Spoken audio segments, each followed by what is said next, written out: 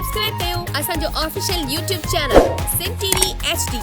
ऐं वधीक अपडेट लाइ बेल आइकन खे क्लिक करियो। मुझे सिंध के सलाम सलाम सिंध, मुझे सिंध के सलाम सलाम सिंध। अस्सलाम वालेकुम व्यूअर्स, सलाम सिंध में अवां खे असांजी तरफ़ खां मुंहिंजी तरफ़ खां आसिफ सियाल तरफ़ खां ऐं अज़रा ख़ान जी तरफ़ खां सलाम क़बूल पिया मौजूद। कीअं आहियो? सभु ठीकु आहियो? ऐं उमेद कयूं था त हमेशह वांगुरु रोज़मर्रा जीअं ख़ुशि हूंदव, हैप्पी हूंदव ऐं सुबुह सुबुह जो जेको तव्हांजो टाइम आहे उहो सुठो स्टार्ट थियो हूंदो। छो जो जॾहिं सुबुह सुठो स्टार्ट थींदो आहे त सॼो ॾींहुं जेको आहे उहो सुठो गुज़रंदो आहे। जीअं चयो वेंदो आहे न त सुबुह सुबुह सां उथण सां मतिलबु हूअं त शुरूआति ऐं इबादत खां कजे, पर कंहिं माण्हू जो मुंहुं ॾिसिजे उन चङे माण्हू जो ॾिसिजे। सभई चङा आहिनि, कंहिंजे लाइ था चओ त चङो कंहिंजो मुंहुं चङो न ॾिठो अथव? न सभिनी जो सुठो वारो मुंहुं तॾहिं थी मां चवां त यकीनन जेके असांजा व्यूअर्स आहिनि उन्हनि बि सुठा मुंहुं ॾिठा। हेॾे कैमरा छो आहे? माना हेॾा त मज़र आहे। अरे मां कैमरा जे हवाले सां थी ॾिसां। सो बहरहाल हाणे त डोली ते अची वियासीं। हाणे हे त माना डोली ते तेरी कामरान वाह ऐं न कामरान जेको आहे सो मुंहुं भलो लॻो पियो आहे कामरान जो, ऐं सभु भला लॻा पिया आहिनि, सभु ख़ुशि लॻा पिया आहिनि, सभु मौजुनि में लॻा पिया आहिनि ऐं यकीनन ॾिसंदड़ जेके बि आहिनि सभु उहे बि ख़ुशगवार मूड में हूंदा जिते जिते बि हूंदा। असांखे ॾिसी उहे ख़ुशि थी वेंदा आहिनि। हा, ऐं जेके ख़ूबसूरत चेहरे जी ॻाल्हि कयूं, ठीकु आहे, ऐं त जीअं मां चयो त अॼु सफ़ा हे अज़रा लाली पई लॻे। चई मां चयोमांसि अज़रा तूं सफ़ा लाली थी लॻे। चई लाली छा आहे? मां चयुमि लालो आहे त ॿुधो थी। मां चयो त लाली अलाए हू तुंहिंजे जेको ब्लश ऑन खे कोन चवंदा आहियूं, उनखे लाली चइबो आहे। लाली। सो बहरहाल सही आहे, लाली या लालो। लाला त पठान हूंदा आहिनि ऐं पठान माशाल्लाह असांजी हिकु सुठी क़ौम आहे, ख़ूबसूरत क़ौम आहे। ऐं सिंधी जीअं असां पंहिंजो वटि पाण आहियूं त वरी पठान पंहिंजो वटि पाण आहिनि। इहे खोड़ सारियूं असांजूं क़ौमुनि जेके सिंध में रहनि थियूं, इहे असांजो प्रोग्राम ॾिसंदियूं बि आहिनि। अच्छा, हिकिड़ी इहा ॻाल्हि आहे त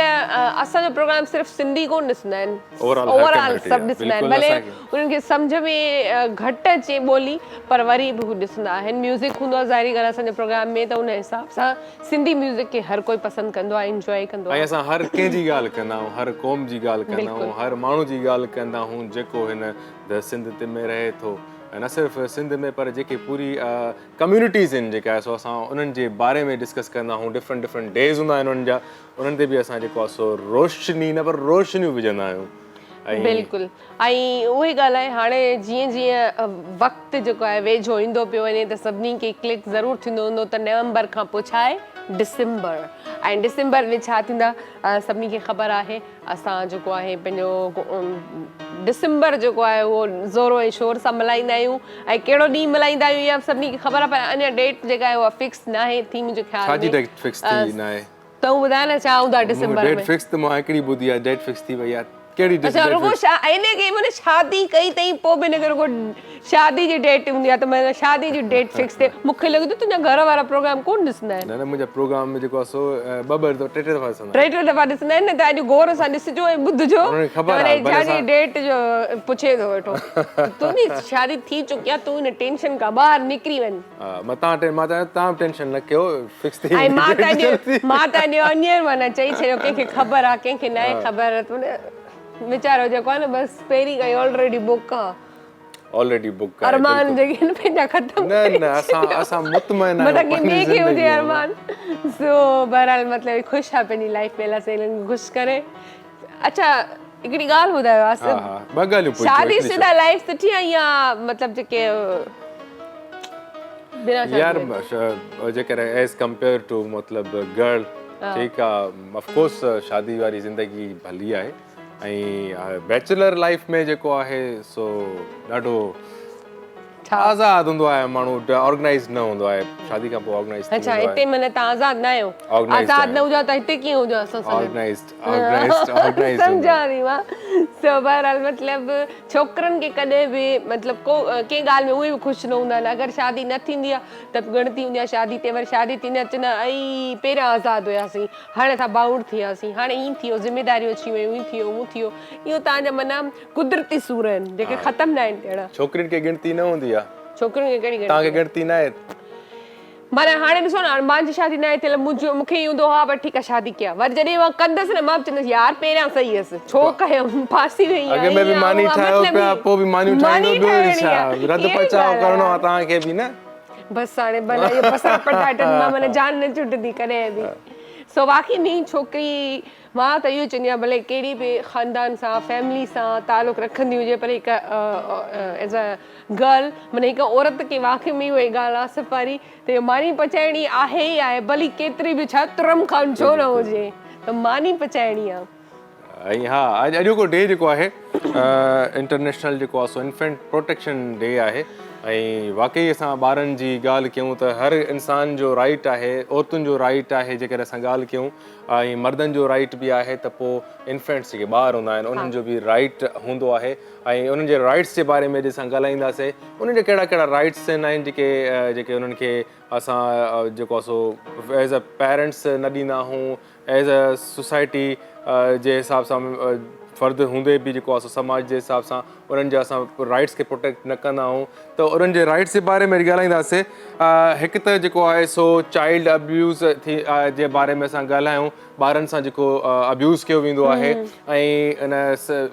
जेको आहे सो असांखे आए ॾींहुं काई न काई अहिड़ी ख़बर हूंदी आहे कंहिं ॿार सां ज़्यादती थी कंहिं ॿिया ॿार सां प्रॉब्लम थी उन सां अलावा उनजी निग्लेक्ट जेको ॿार खे कयो वेंदो आहे ऐं असां इवन असांजो जेको पंहिंजो ब्लड जो जेको आहे जेको फैमिली जो ॿारु आहे असां उनखे बि कॾहिं कॾहिं लाशऊरी तौर ते मिसट्रीट करे वेंदा आहियूं उहो कहिड़े तरीक़े सां उन्हनि खे ट्रीट करणु खपे अॼु थोरो उन ते बि ॻाल्हायूं तव्हां ॿुधायो ऐं थोरो इहो तव्हां सुठी ॻाल्हि कई त वाक़ई असांखे पाण खे बि ख़्यालु रखणु खपे ऐं ॿियो जेको असां जेके ॿार आहिनि स्कूल्स में जॾहिं पढ़ंदा आहिनि त उते जॾहिं कंबाइन हूंदो आहे ज़ाहिरी ॻाल्हि आहे छोकिरा छोकिरियूं जिते गॾु पढ़ंदा आहिनि त उते टीचर ऐं टीचर्स बि हूंदियूं आहिनि त मेल ऐं फीमेल ॿई हूंदा आहिनि त उन स्कूल जे हिसाब सां मां चवंदसि त तव्हां ख़्यालु रखंदा कयो ऐं अगरि को ॿारु तव्हां खे अची करे अहिड़ी का शिकायत करे थो या अहिड़ो कुझु ॿार खे फील थिए थो त ॿार ते ध्यानु ॾियणु खपे त हीअ चए छा पियो काफ़ी ईअं हूंदो न काफ़ी दफ़ा असां इग्नोर करे छॾींदा आहियूं त न हीअं न हूंदो पर उहे शयूं बि तव्हांखे ॾिसणु खपनि छो जो चवंदा आहिनि न पछताइण खां एहतियात बहितर आहे त माण्हू एहतियात करे ऐं पंहिंजे ॿारनि खां वेहंदा कयो उन्हनि सां ॻाल्हाईंदा कयो उन्हनि खां पुछंदा कयो त को मसइलो त न आहे या ॿाहिरि अहिड़ी कंहिं गैदरिंग में त कोन ॿार वञनि था या जेके नंढा ॿार असांजा स्कूल में पढ़नि बि था त उन्हनि सां टीचर्स जो रवैयो मेल फीमेल जो कीअं आहे बिल्कुलु सही ॻाल्हि आहे ऐं हिकिड़ी ॻाल्हि ॿी जेका असां पंहिंजे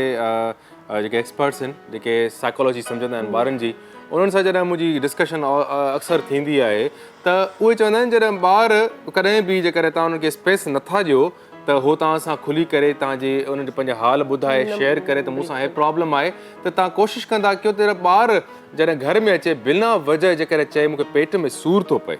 इहा इलाही हिकिड़ी अंडरस्टैंडिंग जी ॻाल्हि अथव जॾहिं काई ॿार छोकिरो हुजे चाहे नंढी छोकिरी हुजे जॾहिं स्कूल मां अचे उहो बार बिला वजह तव्हांखे चए मूंखे पेट में सूरु आहे ऐं जॾहिं बार इहो महसूसु कराए की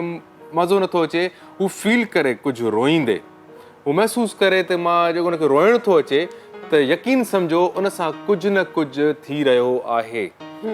या त उहो एंज़ाइटी में आहे डिप्रेशन में आहे या त हुन सां कुझु अहिड़ो मामिलो थी रहियो आहे जेको हू एक्सप्रेस नथो करे सघे न ई हुनखे एक्सप्रेस करणु थो अचे न ई हुनखे जेको आहे सो उनखे हिकिड़ी सम्झ में थी अचे त मां उन मां कीअं निकिरां ज़ाहिरी ॻाल्हि आहे ॿारु जेको आहे कुझु का ग़लति थींदो आहे हुन सां त उहो माना उन कैफ़ियत में ईंदो आहे ऐं उहो एक्सप्रेसिव घटि हूंदो आहे जेकर हा उनखे तव्हां वेही करे टाइम ॾियो उनखे अहिड़े तरीक़े सां महसूसु करायो त एतमाद कयो मूं ते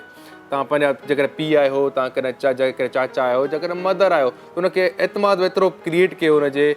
दिमाग़ में की हू खुली करे रोई सघे तव्हांजे अॻियां ई तव्हांखे ॿुधाए त मूंसां हे प्रॉब्लम थी रहियो आहे बिल्कुलु अच्छा आसिफ तव्हांजी ॻाल्हि कटियां थी पर कॾहिं कॾहिं ईअं थींदो आहे न त असां का ग़लती करे विझंदा आहियूं ऐं बाद में असांखे चयो वेंदो आहे त तव्हां पंहिंजे फादर सां या मदर सां या वॾी भेण सां या भाउ सां छो न शेयर कयो या उहे ई बाद में चवंदा आहिनि त असांखे ॿुधायो हा असां सां शेयर कयो आहे पर शायदि उतां खां ओहिड़ो माहौल नाहे मिलियल हूंदो डपु हूंदो आहे ॿार खे या इंसान खे त मां अगरि ॻाल्हि कंदसि त शायदि मूंखे ई ग़लति सम्झनि या शायदि मूंखे ई मार न मिले, शायदि मां ई न ग़लति सम्झो वञा। त इहा जेके मतिलबु ॿार जूं जेके इहे फीलिंग्स आहिनि, इहे तव्हां स्टार्ट खां वठी जेको आहे उनखे इहा ॻाल्हि सही आहे त ज़हन में विझंदा अचो त असां फ्रेंड्स आहियूं, दोस्त आहियूं तव्हांजा, त उहो ॿारु जेको आहे बाक़ी में हिबकाईंदो कोन या उनखे हेज़िटेशन कोन थींदी तव्हांखे कुझु ॿुधाइण जे वक़्तु, त हू तव्हांखे खुली ॿुधाए सघे थो या ॿारनि खे वेही करे सम्झाईंदा बि कयो त अगरि का अहिड़ी आसपास पंहिंजी शइ ॾिसो कंहिं बि माण्हू में फील कयो त उहो घर वारनि खे ॿुधाइणो आहे, उन में अहिड़ी का बि ॻाल्हि कोन्हे। या इवन पंहिंजे टीचर खे ॿुधाइणो आहे, ज़रूरी न आहे त तव्हां भला जेकॾहिं पंहिंजे मतिलबु ॿार खे चओ त मूंखे ॿुधा, पंहिंजी मदर खे या पंहिंजे फादर खे, पंहिंजे टीचर खे माण्हू ॿुधाए सघे थो। बिल्कुलु इहो त अज़रा थी वियो हिकिड़ो पहिरियों जेको आहे सो ॿार जे प्रोटेक्शन जी ॻाल्हि कयूं त इहो थी वियो हिकिड़ो चाइल्ड अब्यूज़, जंहिं ते जेको आहे सो ॿार खे ऐं हुनजी नफ़सियात आहे ॿार जी, जंहिं ते माना जेको आहे सो असांखे इलाही गौर फ़िक्र करणु खपे। इहा ई उमिरि हूंदी आहे, जेकॾहिं इन उमिरि में जेकॾहिं हुन वटि एंज़ाइटी ऐं डिप्रेशन हुनजे दिमाग़ में जेकॾहिं वेहिजी वियो त इहो यकीन सम्झिजो की इहो ॿार जी हिकिड़े दिमाग़ में उहा शइ उन वॾी एज ताईं बि रहंदी ऐं उनजा असरात ॾाढा ख़राबु हूंदा, मेंटल हेल्थ ते हुनजो वॾो असरु पवंदो। ऐं ॿियो बि जेको आहे सो ॿारनि जे हिसाब सां असां ॾिठो आहे की वॾनि वॾनि घरनि में उते जे कम्यूनिटी जा जेके ग़रीब जेके ॿार आहिनि, गुलनि जहिड़ा ॿार आहिनि, उते पंहिंजे गुलनि जहिड़ा ॿार एतिरा जेके ॿार पंहिंजे पाण सां जेको आहे सो जेके टॉयज़ सां खेॾण जी उमिरि हूंदी आहे, उनजी दुकान तां शयूं वठण जी उमिरि हूंदी आहे, कैंडीज़ खाइण जी उमिरि हूंदी आहे, त अक्सर माउ पीउ उन्हनि खे उनजे घरनि में कमनि जे लाइ मोकिले छॾींदा आहिनि। बिल्कुलु इहा बि ॻाल्हि आहे। ऐं अच्छा जॾहिं उन्हनि कॾहिं कॾहिं तव्हां अहिड़े के ॿार जे पेरेंट्स सां मिलंदव न, हो इहो ई चवंदा आहिनि, जवाज़ इहो ॾियारींदा आहिनि त असांजी मजबूरी आहे। ऐं मजबूरी मतिलबु अहिड़ी कहिड़ी मजबूरी आहे? मजबूरी ॾिसो न, रोज़ी रोटी जी ज़िमेदारी ठीकु आहे, अलाह साईं खई आहे, पर उनजे लाइ कुझु हणिणो पवंदो आहे, उहो पर तव्हांखे हणिणो पए न। तव्हां मासूम ॿार जेके आहिनि उहे तव्हां ईअं रोड ते छॾे था ॾियो त उहो अलाह जे नाले ते कॾहिं ख़ैरात था घुरनि, कॾहिं कंहिंजे घर वञी कमु था कनि, कॾहिं कंहिं गैरेज ते कमु था कनि, कॾहिं किथे कॾहिं किथे, मतिलबु नंढी उमिरि जा ॿार 5 खां 6 साल। ऐं अच्छा तव्हां सिर्फ़ु नोट कयो हूंदो त जेके ॿार घुरंदा आहिनि मतिलबु अलाह जे नाले ते, उहे केतिरा ट्रेंड हूंदा आहिनि, मतिलबु जेसि ताईं तव्हां उन्हनि खे कुझु न ॾियो हू तव्हांजी जान न आहिनि छॾींदा। अच्छा हा बिल्कुलु। असां हिकिड़ी ॻाल्हि जेकॾहिं कई जेका मङण वारा ॿार, मां कल्ह हिकिड़े जेको आहे सो पब्लिक पार्क में ॿारनि खे जेको आहे सो एंटरटेनमेंट जे लाइ वठी वियुमि, इंजॉय करण जे लाइ आउटिंग लाइ वठी वियुमि हिकिड़े पार्क में, त उते मां तव्हांखे कल्ह टियों जो वाक़ियो, सैटरडे नाइट असां वियासीं। अच्छा उते जेको आहे हिकिड़ी बेबी आई मूं वटि, तोतलो ॻाल्हाए पई, ॾाढी क्यूट हुजे न, ठीकु आहे, मुंहिंजो बेबीज़ जेको आहे सो इंजॉय कनि पियूं, त मूंखे चई अंकल मुंहिंजे सोल पिया चई मुझे वो झूला झूलना है। अच्छा मां चयोमांसि भला हिन सां कचहरी कयां छा? मां चयमि भला तूं मूंखां तूं छो थी घुरे? मां जेको आहे सो मूंखे तूं सुञाणींदी आहीं, छो थी घुरे? चए मां जेको आहे सो मां चयमि तुंहिंजो पीउ छा कंदो आहे? चए उहो हुन किचिरो में ॾींदो आहे। ठीकु आहे, मां चयमि तूं त कीअं हिन पार्क में तूं अकेली कीअं एंट्री कई आहे? मां चयो लिकी लिकी आई आहियां, ठीकु आहे, मां पंहिंजे भाउ सां गॾु आई आहियां। चए पोइ ईअं थी कयां, मां पाण ज़ाहिरी ॻाल्हि आहे उहो ॿार बि मासूम आहे, हुनखे घुर्ज थिए थी त मां बि एंटरटेन थियां, मां बि जेको झूला झूलियां, उहो मासूम ॿियनि ॿारनि खे ॾिसे थो, त असांखे हिकिड़ी तरफ़ मूंखे ख़्यालु आयो की हिन बेबी खे मां छा हेल्प कयां की इहो झूलो झूले या हिन खे न कयां? मां थोरो कंफ्यूज़ हुयमि। मां चयुमि जेकॾहिं मां ईअं कंदमि, जेकॾहिं हिनखे झूलो झूलण लाइ मां हिनखे टिकट वठी थो ॾियां या पैसा थो ॾियां, त ईअं थी सघे थो कोई बि अॻिते हिनखे कोई ग़लति माण्हू बि मिली सघे थो। त मूंखे मां चयुमि तूं कीअं छो हिनखे? चए असां ईंदा आहियूं, पोइ मुंहिंजो जेको भाउ आहे वॾो, उहो जेको आहे छा कंदो आहे, उहो मुंहिंजे लाइ जेको आहे सो टिकट ॿिए खे बाए कंदो आहे, वठंदो आहे रिक्वेस्ट करे, मां हुनजे लाइ हाणे हुन मूंखे झूलो झूलायो आहे, हाणे मूंखे झूलो झूलाइणो हुनखे, तूं मूंखे पैसा ॾेई छॾ, मां टिकट वठी मां पंहिंजे भाउ खे जेको आहे सो हाणे। पोइ मां चयुमि तुंहिंजो भाउ किथे आहे? उहो जब पंहिंजे भाउ खे वठी आई त मां हुनखे चयो, मां चयुमि तूं हीअ तुंहिंजी नंढड़ी भेण आहे न, ॿाहिरि त जेको आहे सो हिफ़ाज़त कंदा आहिनि, भाउ त प्रोटेक्ट कंदा आहिनि, तोखे कहिड़ी ख़बर त मां कहिड़े क़िस्म जो माण्हू आहियां? तुंहिंजी भेण जेकॾहिं मूं वटि नंढड़ी आई आहे, केॾी मासूम केॾी क्यूट आहे, तोखे ख़बर आहे? मां चयुमि सुभाणे हिन सां कोई मिसहैप थी वठे, कोई अहिड़े ग़लति माण्हू वटि हली वञे, ठीकु आहे, उहा हुनखे चए थी उहो किथे उनजो मिसयूज़ करे, उनजो ग़लति इस्तेमालु करे ऐं हिरासां करे त तुंहिंजो ज़मीर तुंहिंजो मुतमइन थींदो चई हा तूं सही थो चएं मां चयुमि मां तोखे एतिरो चवां थो पंहिंजी भेण जी हिफ़ाज़त कर ऐं इन शयुनि खां बची रहो सही। ठीकु आहे मां तव्हांखे टिकट ॿिन्ही खे ॾियां थो पर जेको आहे सो कोशिशि कयो घुरो न चए असां लिकी ईंदा आहियूं असांखे माउ पीउ बि जेको आहे सो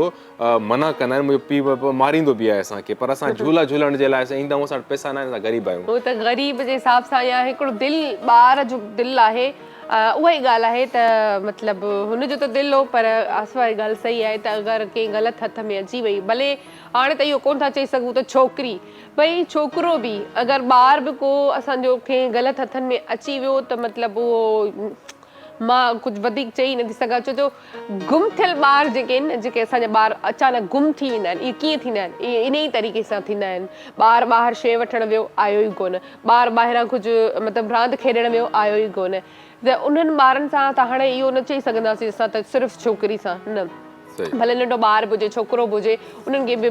अॻिवां कयो थो वञे पोइ हाणे छा भला आलम छा था उन्हनि जो कनि छा न किथे त तव्हां ख़बर आहे कहिड़ा कहिड़ा केसिस साम्हूं ईंदा आहिनि जेको ॾिसी करे इंसान जो उन वक़्तु त रूह असांजो रोईंदो आहे पर हक़ीक़त में आहे असांजो मुआशिरो ॿेड़नि शयुनि जे लाइ कुझु कोन कंदो आहे असां सिर्फ़ु ॿिए खे ॾिसी करे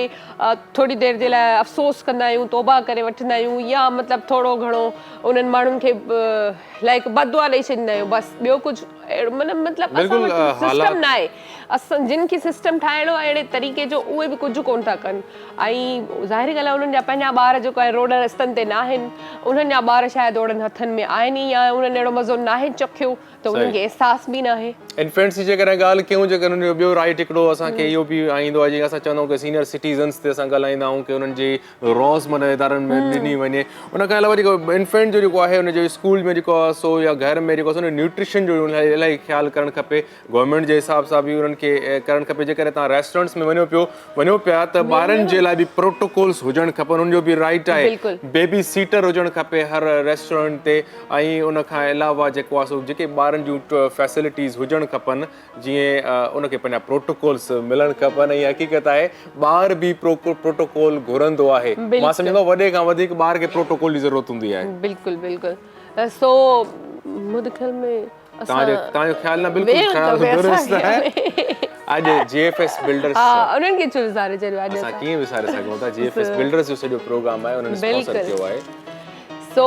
GFS बिल्डर्स एंड डेवलपर्स वारनि जी वॾी महिरबानी आहे जिन असांखे हिन ख़ूबसूरत ट्रांसमिशन जे लाइ सहकार कयो आहे ऐं अच्छा खोड़ सारियूं कॉल्स जेके आहिनि उहे कल्ह आयूं हुयूं GFS वारनि जे हवाले सां त प्लॉट कीअं था ॾियनि या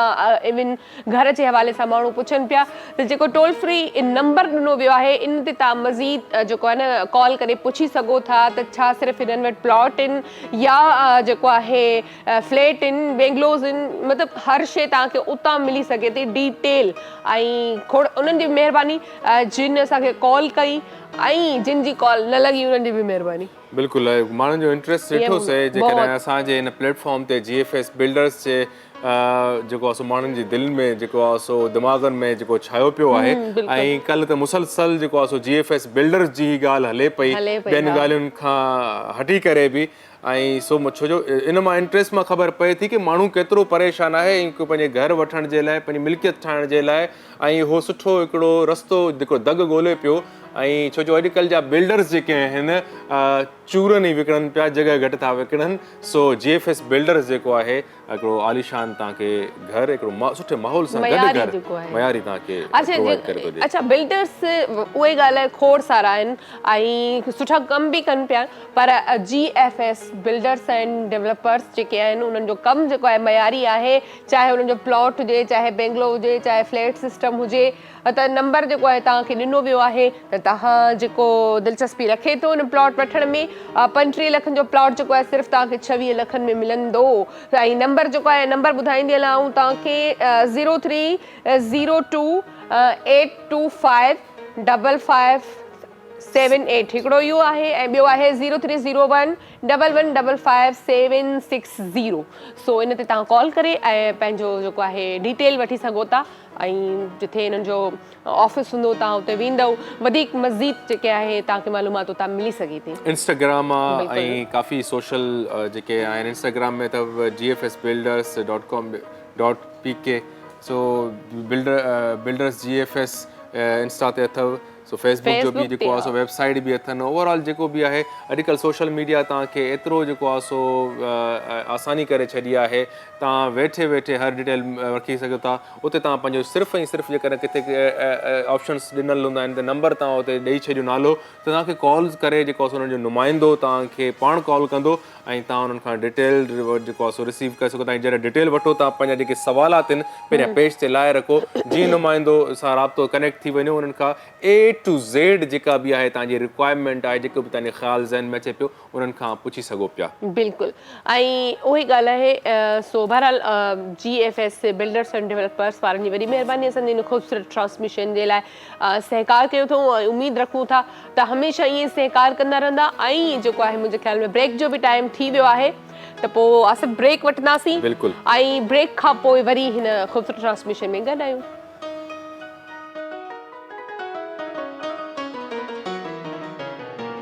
मुझे सिंध के सलाम सलाम सुन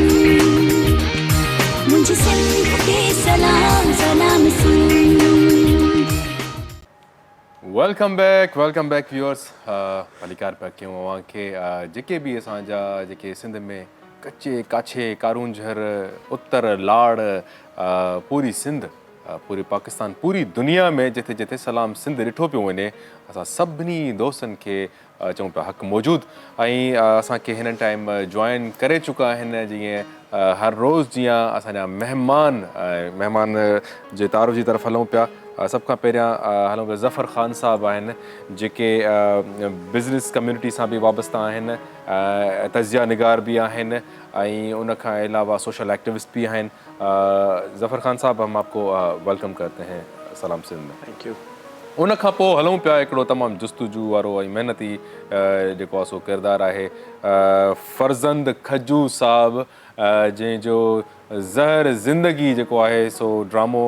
तमामु हाणे जेको आहे सो कामयाबु थियो ऐं उनजो लखनि में व्यूज़ रहिया आहिनि तव्हां ॾिसो नेट ते वेंदो ऐं तव्हां चेक कंदो त ज़हर ज़िंदगी जेका आहे सो उनजो एतिरो मतिलबु पॉपुलर आहे जेको आहे सॼी सिंध जा माण्हू जेको आहे सो तव्हांखे पाकिस्तान जा माण्हू ॾिसनि पिया इन फर्ज़न जी इंट्रोडक्शन में मां एतिरो चवां त हिन असांजा हूं त प्रोफेशनल जेके डायरेक्टर्स हूंदा आहिनि जेके पढ़ी करे ईंदा आहिनि पर फर्ज़न जेको आहे सो हिकिड़ो चवंदा आहिनि न हिकिड़ो साइड ते वेठो जेको माण्हू हुजे जेके स्पॉट बॉय चइजे ऐं उनखे एतिरो मतिलबु साइड ते लॻाए छॾिजे मैन बिल्कुलु डायरेक्टर जी मतिलबु उनजो ख़्वाबु हुजे या न हुजे उहो पुछूंसि था त हुयो ख़्वाबु पढ़ियलु लिखियलु छोकिरो आहे ऐं जेको आहे सो हुन पंहिंजी स्टार्ट कई ऐं उन खां पोइ जेको आहे सो कंहिं जेको आहे सो राइटर जी नूर ज़ोर साहिब जी तव्हां ते नज़र पइजी वई ऐं नूर ज़ोर मतिलबु उनजे बारे में जेकर जेको मां असां ॿुधो आहे त को हिकिड़ो हीरो जेको हूंदो आहे न ईअं पियल हूंदो आहे उनजी तराशण जो कमु उन्हनि जो आहे सो इन्हनि ते नज़र जॾहिं पई त उन्हनि खे जेको आहे सो प्रोमोट कयो इनकरेज कयो ऐं फर्ज़न हिन टाइम तक़रीबन केतिरा ड्रामा कया आहिनि उहो त कंदासीं ज़हर ज़िंदगी त इलाही सक्सेसफुल ड्रामो रहियो कामयाबु रहियो हाणे कंप्लीट थी वियो आहे सो इहा कामयाबी तव्हांखे त मुबारक हुजे खोड़ सारी इन सफ़र जे बारे में बि फर्ज़न तव्हां खां खोड़ सारियूं ॻाल्हियूं कंदासीं सो बहरहाल पहिरियां त भली कार महिरबानी ऐं खोड़ सारियूं मुबारकूं तव्हांखे उस्ताद बादल आहे नाले मिठो साईं वेठो आहे ऐं सभिनी सां पंहिंजी जेको आहे सो कचहरी हलंदी रहंदी सभ खां पहिरियां सॉरी ज़फ़र साहब आपसे हम जो है आपकी मौजूदगी में आपसे पूछेंगे क्योंकि आप सोशल एक्टिविस्ट भी हैं आप तज़िया भी करते हैं डिफरेंट मौज़ूओं पे आज का जो मौजू है वो है इन्फेंट प्रोटेक्शन डे हम एनिमल्स राइट्स की भी बात करते हैं हम वुमेन राइट्स की भी बात करते हैं हम ह्यूमन राइट्स की बात करते हैं हम ओवरऑल हर इंसान के उनके हुकूक के पे जो है डिस्कस करते हैं और डिस्कस करनी चाहिए इन्फेंट्स जो होते हैं बच्चे जो होते हैं मासूम बच्चे होते हैं उनके साथ क्या क्या मसले मसाइल हैं उनके बारे में हम आज बात करना चाह रहे हैं आप क्या समझते हैं क्या बच्चों के साथ इस करंट दौर में इश्यूज चल रहे हैं बिस्मिल्लाहिर्रहमानिर्रहीम बहुत शुक्रिया आपका और आपके चैनल का देखिए वैसे तो ये जो बच्चों का इन्फेंट का जो आपने इशू रखा है आज इस डे के हवाले से तो मैं इसमें सबसे पहले तो बात ये करना चाहूँगा कि इस वक्त फ़लस्तीन में और गज़ा में जो कुछ हो रहा है उसमें तकरीबन 5000 के करीब जो है वो बच्चे जो है बिल्कुल और 4800 कुछ की बाकायदा फिगर गिनती के साथ नाम लिस्ट पूरी, और उनको जो है वहाँ पर जो है वो मारा जा चुका है, शहीद किया जा चुका है। उनके लोथड़े जो है माँ बाप जो है वो उठाकर हॉस्पिटल ला रहे हैं। अफसोस। और जो है वो पूरी महज़िब दुनिया, आज हम ये दिन तो मना रहे हैं बच्चों का, आज जो हम इनकी बात तो कर रहे हैं, लेकिन पूरी महज़िब दुनिया वो जो है वो तमाशा देख रही है। और एक जो है वो यानी रियासत जो है वो इस तरह से औरतों और बच्चों का कत्लेआम कर रही है, सिविल आबादियों पे बमबारी कर रही है, उन पे फ़िदाई हमले कर रही है, उनको जो है वो खुराक और पानी और बिजली और दूध और जो है वो यानी आप देखें कि जो बुनियादी ज़रूरतें, बुनियादी जो चीज़ें हैं और सिविल आबादी के लिए उस सब को वो रोक कर बैठे हुए, सब बैन लगाया हुआ है। और 57 से ज़्यादा इस्लामी ममालिक हैं, 57-58 लाख से ज़्यादा जो है वो आर्मी है, और हमारे पास मिसाइल हैं और एटम बम है और क्या है। मैं जंग की बात नहीं कर रहा, मैं तो अमन की बात ये कर रहा हूँ कि इन बच्चों को, इन मासूम बच्चों को जो माँ बाप की गोदों के अंदर, जो अस्पतालों के जो है वो बिस्तरों के ऊपर जिनकी जानें जा रही हैं इस बम्बार्टमेंट की वजह से, तो ये पूरी दुनिया जो है ये वैसे तो बड़ी महज़िब बनती है और बात करती है और मुख्तलिफ दिन मनाती है, लेकिन क्या हो गया है कि ये नहीं रोक पा रहे उसको। सही। और क्यों नहीं उसको रोकते, इससे कि सिविल आबादी का इससे क्या वास्ता है, क्यों आप इस पे बम्बार्टमेंट कर रहे हैं, क्यों इनकी बिल्डिंगें मिसमार कर रहे हैं। पहले उनकी आबादियों को जो है वो बिल्डोज करते थे, उनके घरों को बिल्डोज करते थे, उनकी तजलील करते थे, और आज जो है उन्होंने इसको जवाब बनाकर आज जो है पूरे तरीके से जो है वो इनको शहीद कर रहे हैं। और पानी और ग़िज़ा और दूध,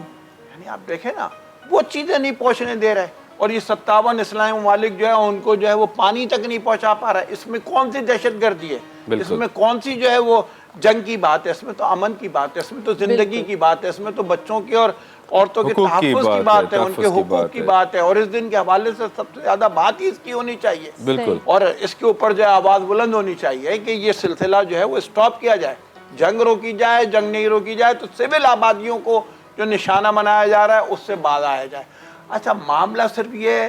कि भाई तुमने अपने आप को इतनी बड़ी सियासी क़ुव्वत और फ़ौजी क़ुव्वत और माशी क़ुव्वत तो शो किया हुआ था, लेकिन एक तंजीम ने जो है वो तुम्हारा सारा ढोल का पोल खोल दिया।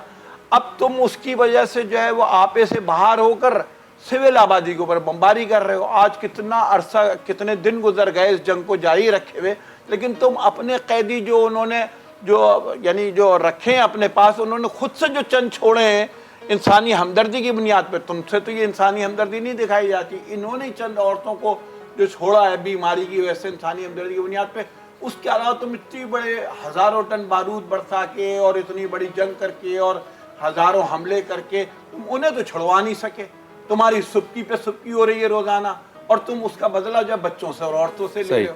ये बड़ा अलमिया है, बिल्कुल, और इस अलमिये को जितनी जल्दी हो, बिल्कुल सही कह रहे हैं आप, और वाकई में ये सब रोकना चाहिए। सो बहरहाल जो है फर्जन साहब ॾींदासीं असां। अच्छा, ज़हर ज़िंदगी जिनकी ॻाल्हि हले पई, तव्हांजो माशाल्लाह सां इलाही सुठो ड्रामो वियो,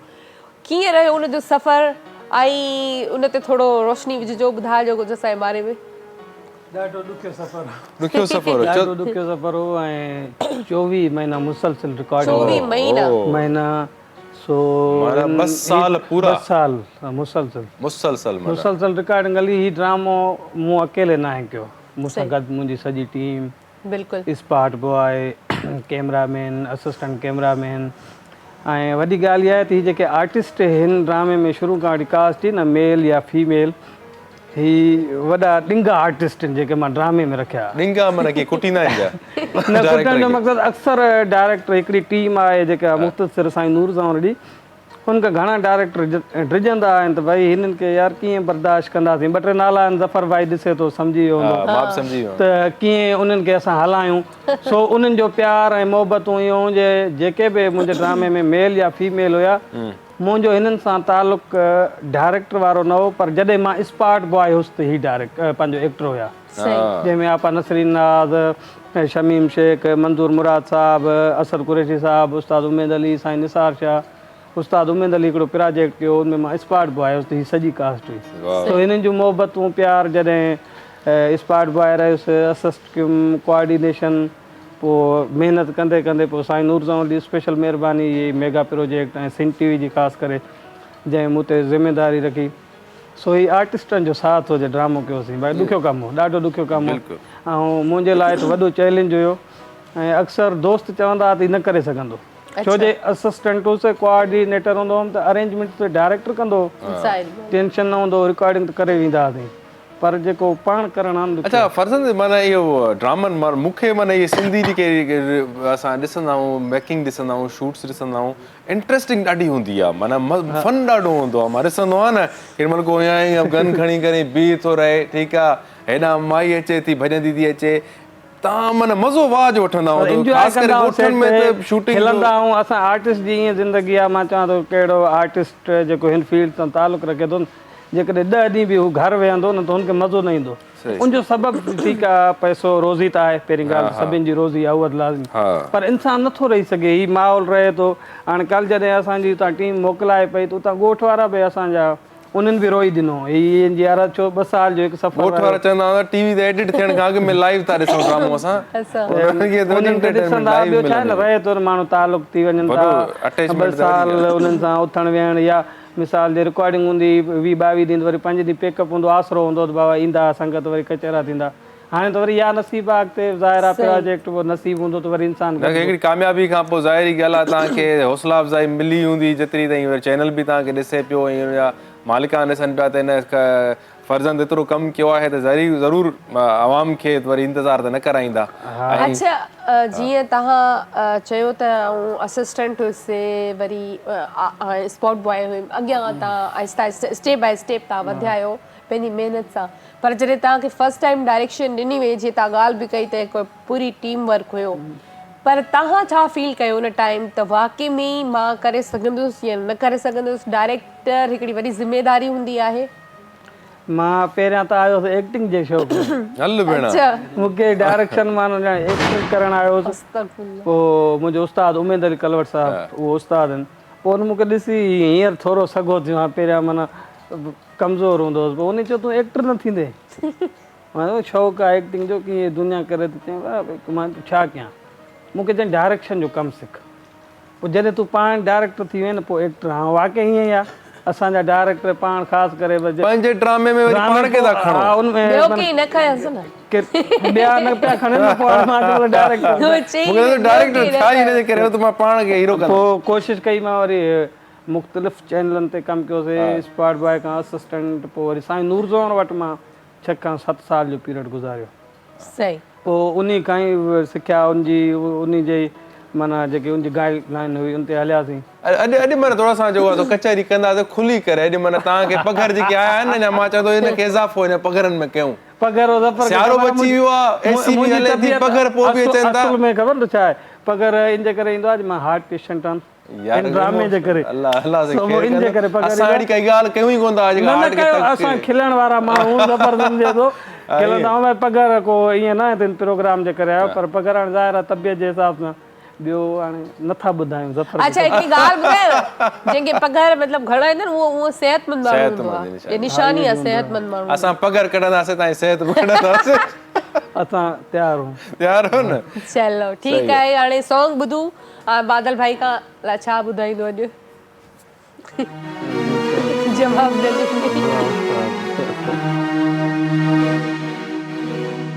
पसीनो नसीब। मूंखे हिकु शेर यादि आयो रहमदास जोगी जो, अख प्रिय जी अख में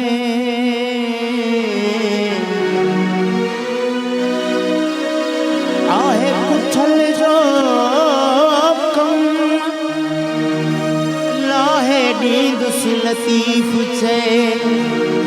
सिसीअ सूधो चम जे निकिरी वञे दम तब अख पिरीअ जी अख में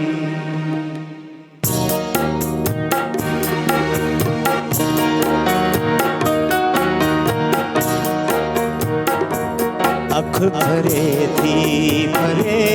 याद तू थी अची अख भरे थी भरे याद तू थी अची याद तू थी अची याद तू थी अची याद तू थी अची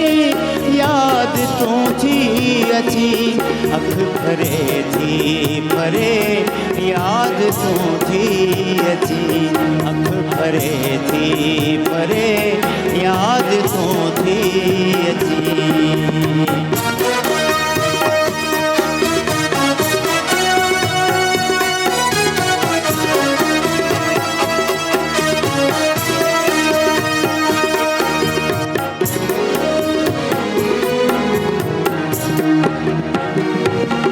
कूक कोयल जी ॿुधी कूक कोयल जी ॿुधी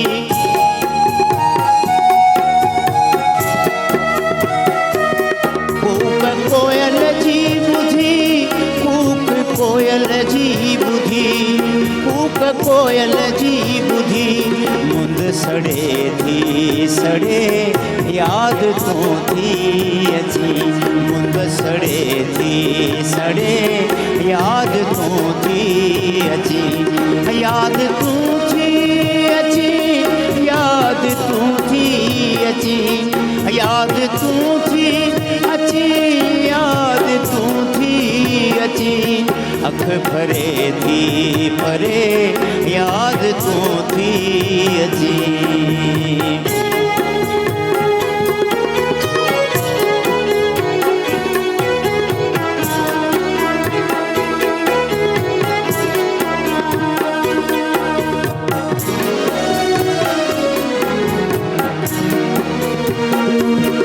तांग जीअं जीअं वधे तांग जीअं जीअं वधे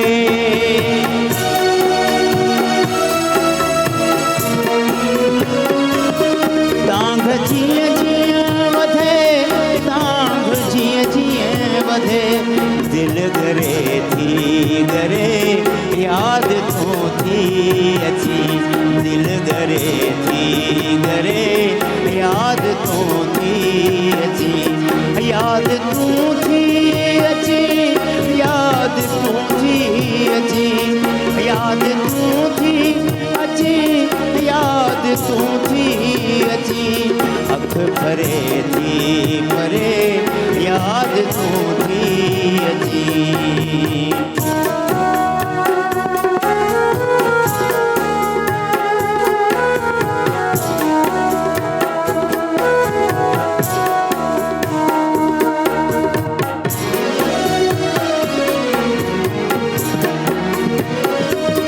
नैण भरजी आयड़ा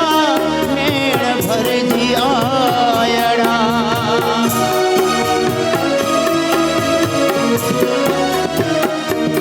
नैण भरजी आयड़ा नैण भरजी आयड़ा सिक करे थी तरे याद तू थी अची याद तू थी अची याद तू थी अची अख भरे थी भरे याद तू थी अची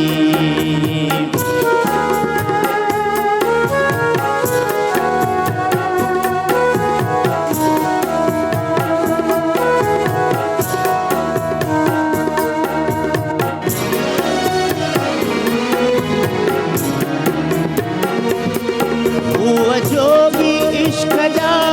हुआ जोगी इश्क जा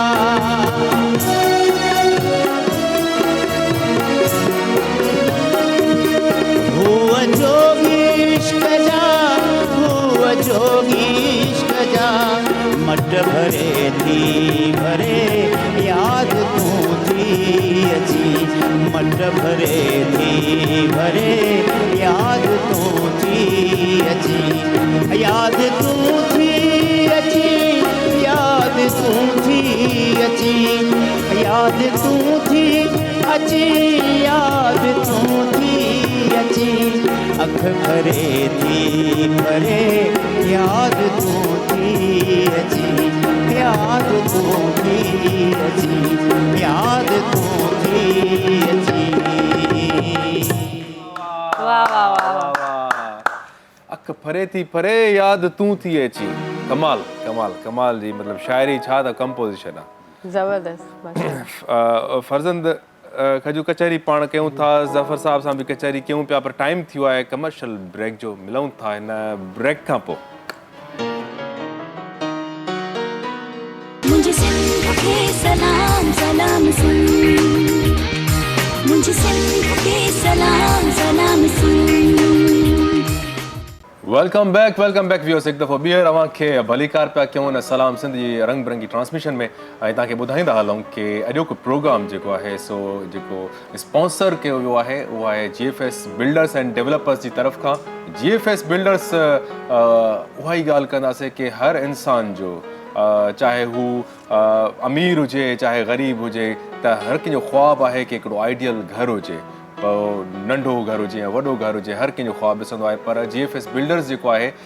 तव्हांजे न सिर्फ़ु तव्हांखे उहो ख़्वाबु ॾेखारे पियो पर तव्हांजे ख़्वाब खे ताबीर बि करण में तव्हांजी मदद कंदो आहे सो जेकॾहिं असां ॻाल्हि कयूं सुठे घर जी त पोइ GFS बिल्डर खां वधीक ऑप्शन को सुठो तव्हां वटि आहे कोन सो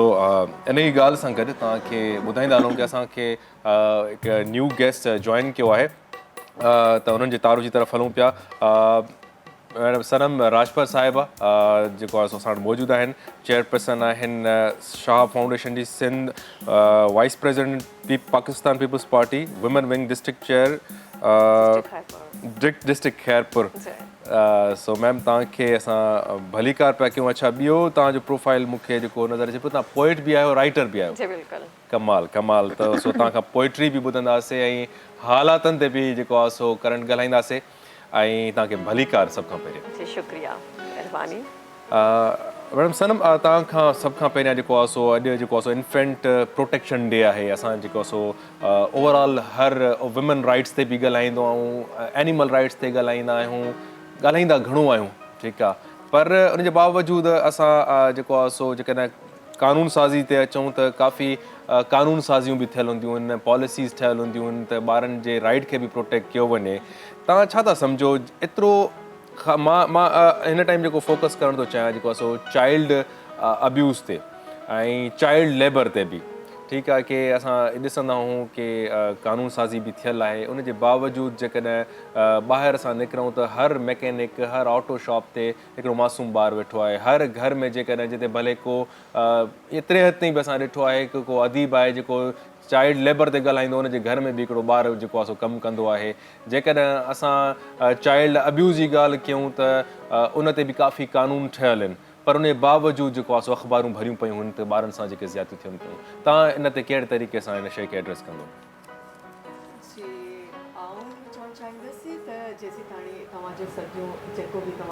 ॻाल्हियूं कयूं आहिनि उहे बिल्कुलु राइट आहिनि सही आहिनि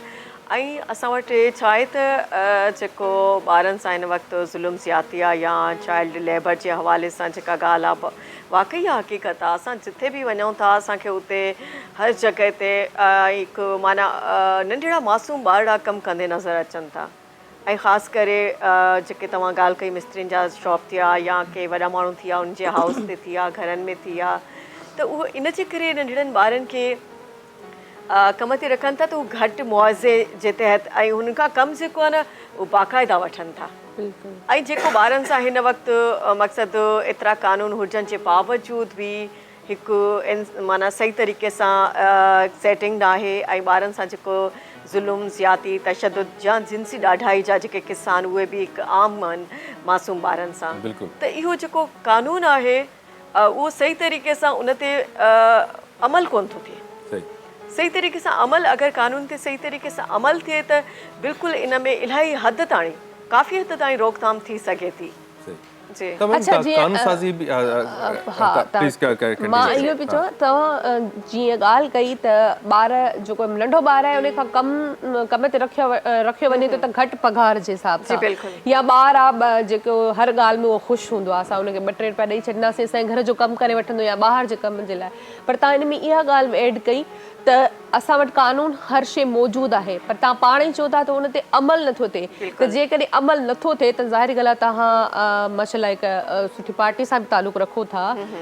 ऐं त तव्हां छा चवंदव उन खे कीअं तव्हां एड्रेस कंदव त अगरि अमल नथो थिए त इन जी मेन वजह छा आहे? अच्छा, मेन वजह इन जी इहा आहे त असां वटि जेको आहे हिकु गुरबत जी सतह बि वधंदी थी वञे, जेको हिकु लो लेवल जा माण्हू आहिनि, ठीकु आहे, उन्हनि वटि वधीक गुरबत जो जेको रेशो आहे वधीक थींदो थो वञे, उनजे करे मजबूरन हू पंहिंजे ॿारनि खे पोरियो कराइनि था या किथे मुलाज़मत ते बीहारनि था। त इन जी हिकु शरह इहा बि आहे त जेका ॿारनि जी हिकु कमु करण जी या पोरियो करण जी या किथे बि ॿार जेको हिकु जबरी हिसाब सां बि माना किथे ॿारनि खे रखियो वञे थो जी, त इन जी आहे त हिकु गुरबत बि आहे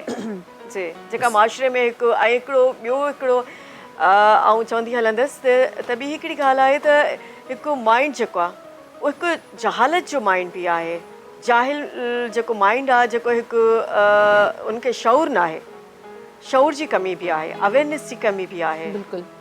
त उन वजह सां बि ॿारनि सां इहे जेके माशरे में ज़ुल्म थियनि था त हिकु अवेयरनेस जी कमी भी आहे। बिल्कुल तव्हां सां मज़ीद इन ते जेको आहे कचहरी कंदासीं। ज़फ़र साहब हम जो देखते हैं ये कानून साजी की बात करते हैं और इम्प्लीमेंटेशन नहीं हो रहा, ठीक है, हम अपने बच्चों को उनके राइट्स को किस तरह से प्रोटेक्ट कर सकते हैं, किस तरह से हम जो है कम्युनिटीज़ को अवेयर कर सकते हैं इंडिविजुअली, मतलब हम हर फर्द का एक मतलब एक जिम्मेदारी है कि इस चीज़ को हाईलाइट करें और किस तरह से हम अपनी कम्युनिटीज़ में जाकर उनको अवेयर कर सकते हैं कि बच्चों को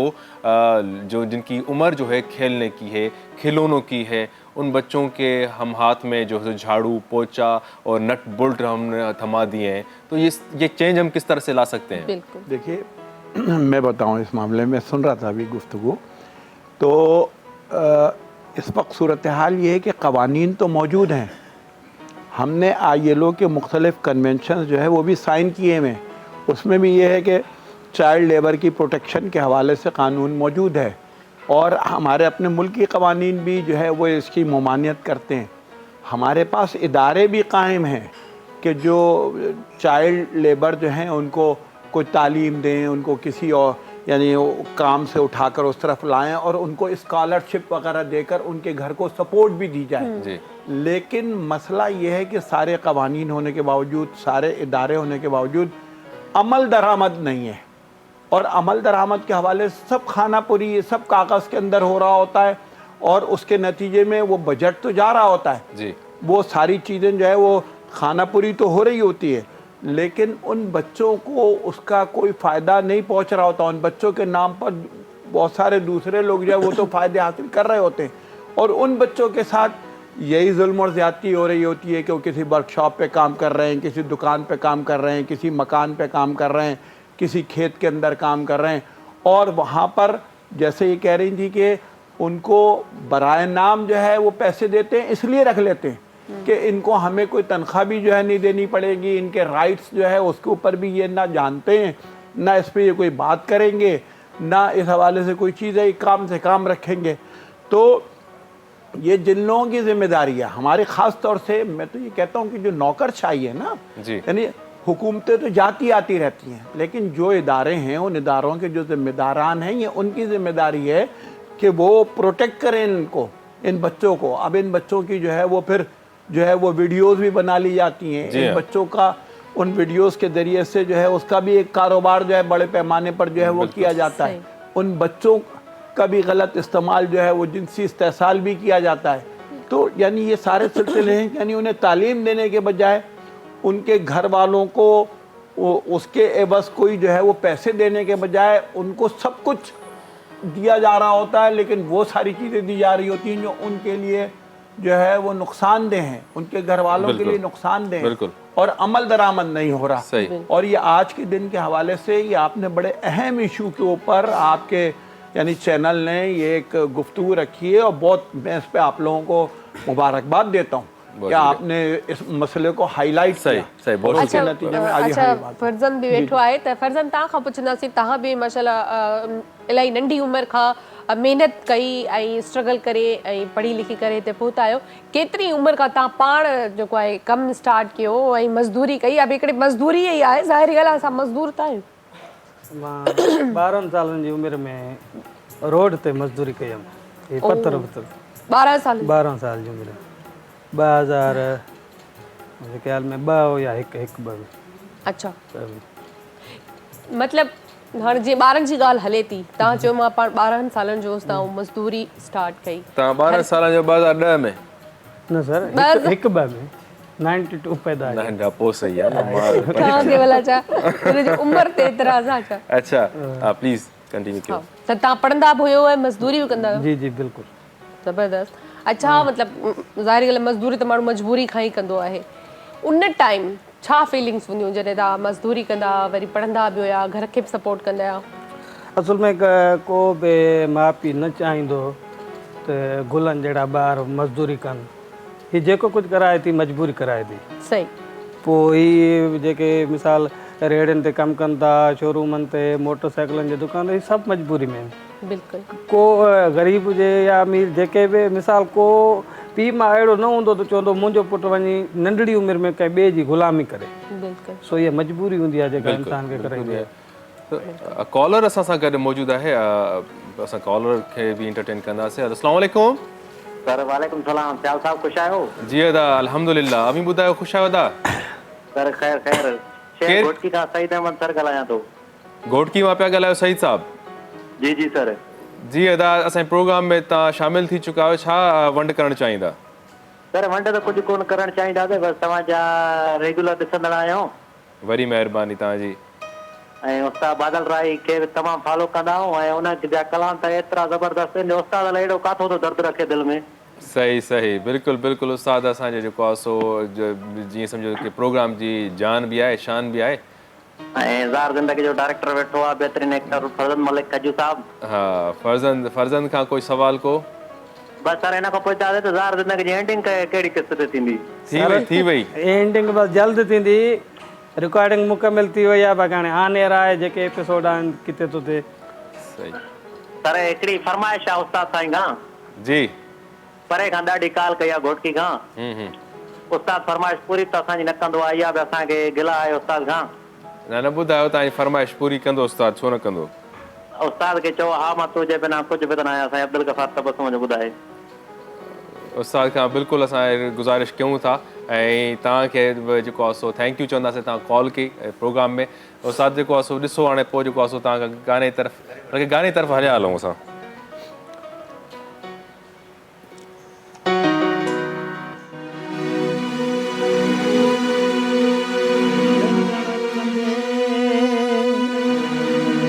घसन त घसण ॾे, थणी ॾींदे वार छणनि त छणण ॾे, सुरमूं पाईंदे अखियूं सड़न त सड़न ॾे, सच चवंदे यार रुसे त रुसण ॾे।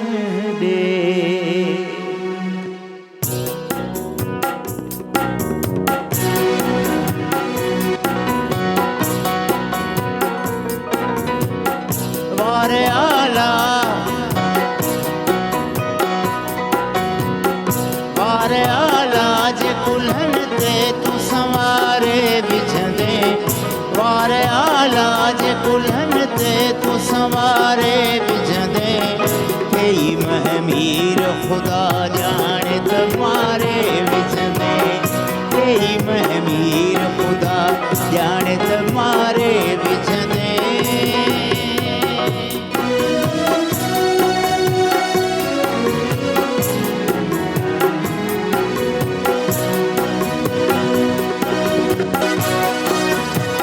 यार पूरा भी थो लगे प्यार जो आलाप न करे,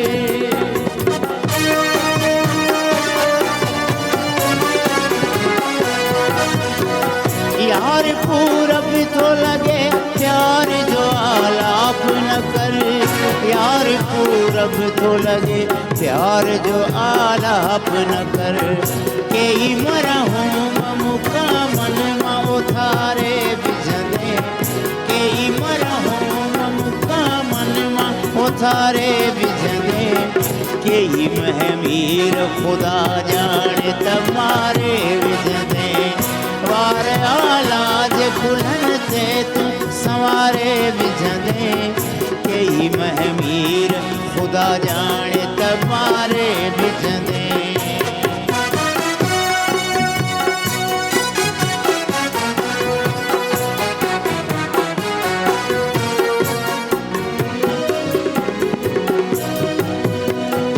हिते पेरनि खे चुमण ॾे त हुते कंध खणा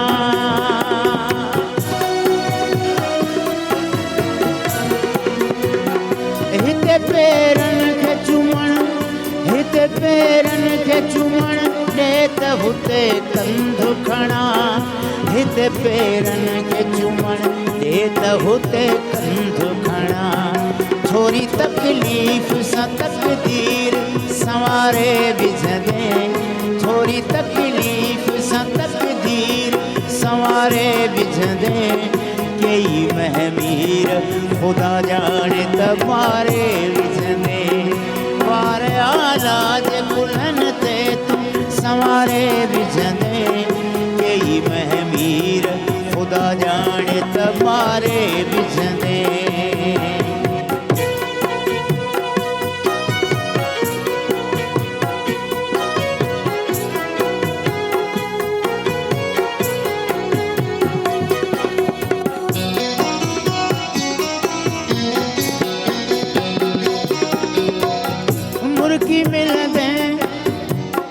मुर्गी मिलंदे त हयातीअ में इज़ाफ़ो थींदो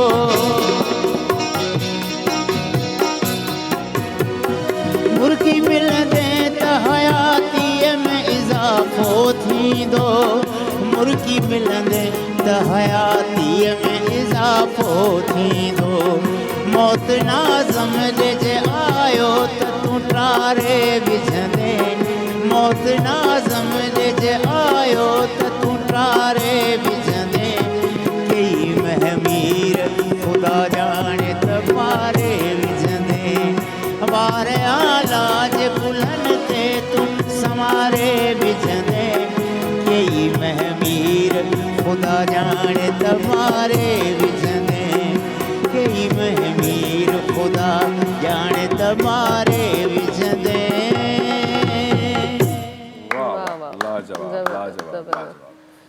सो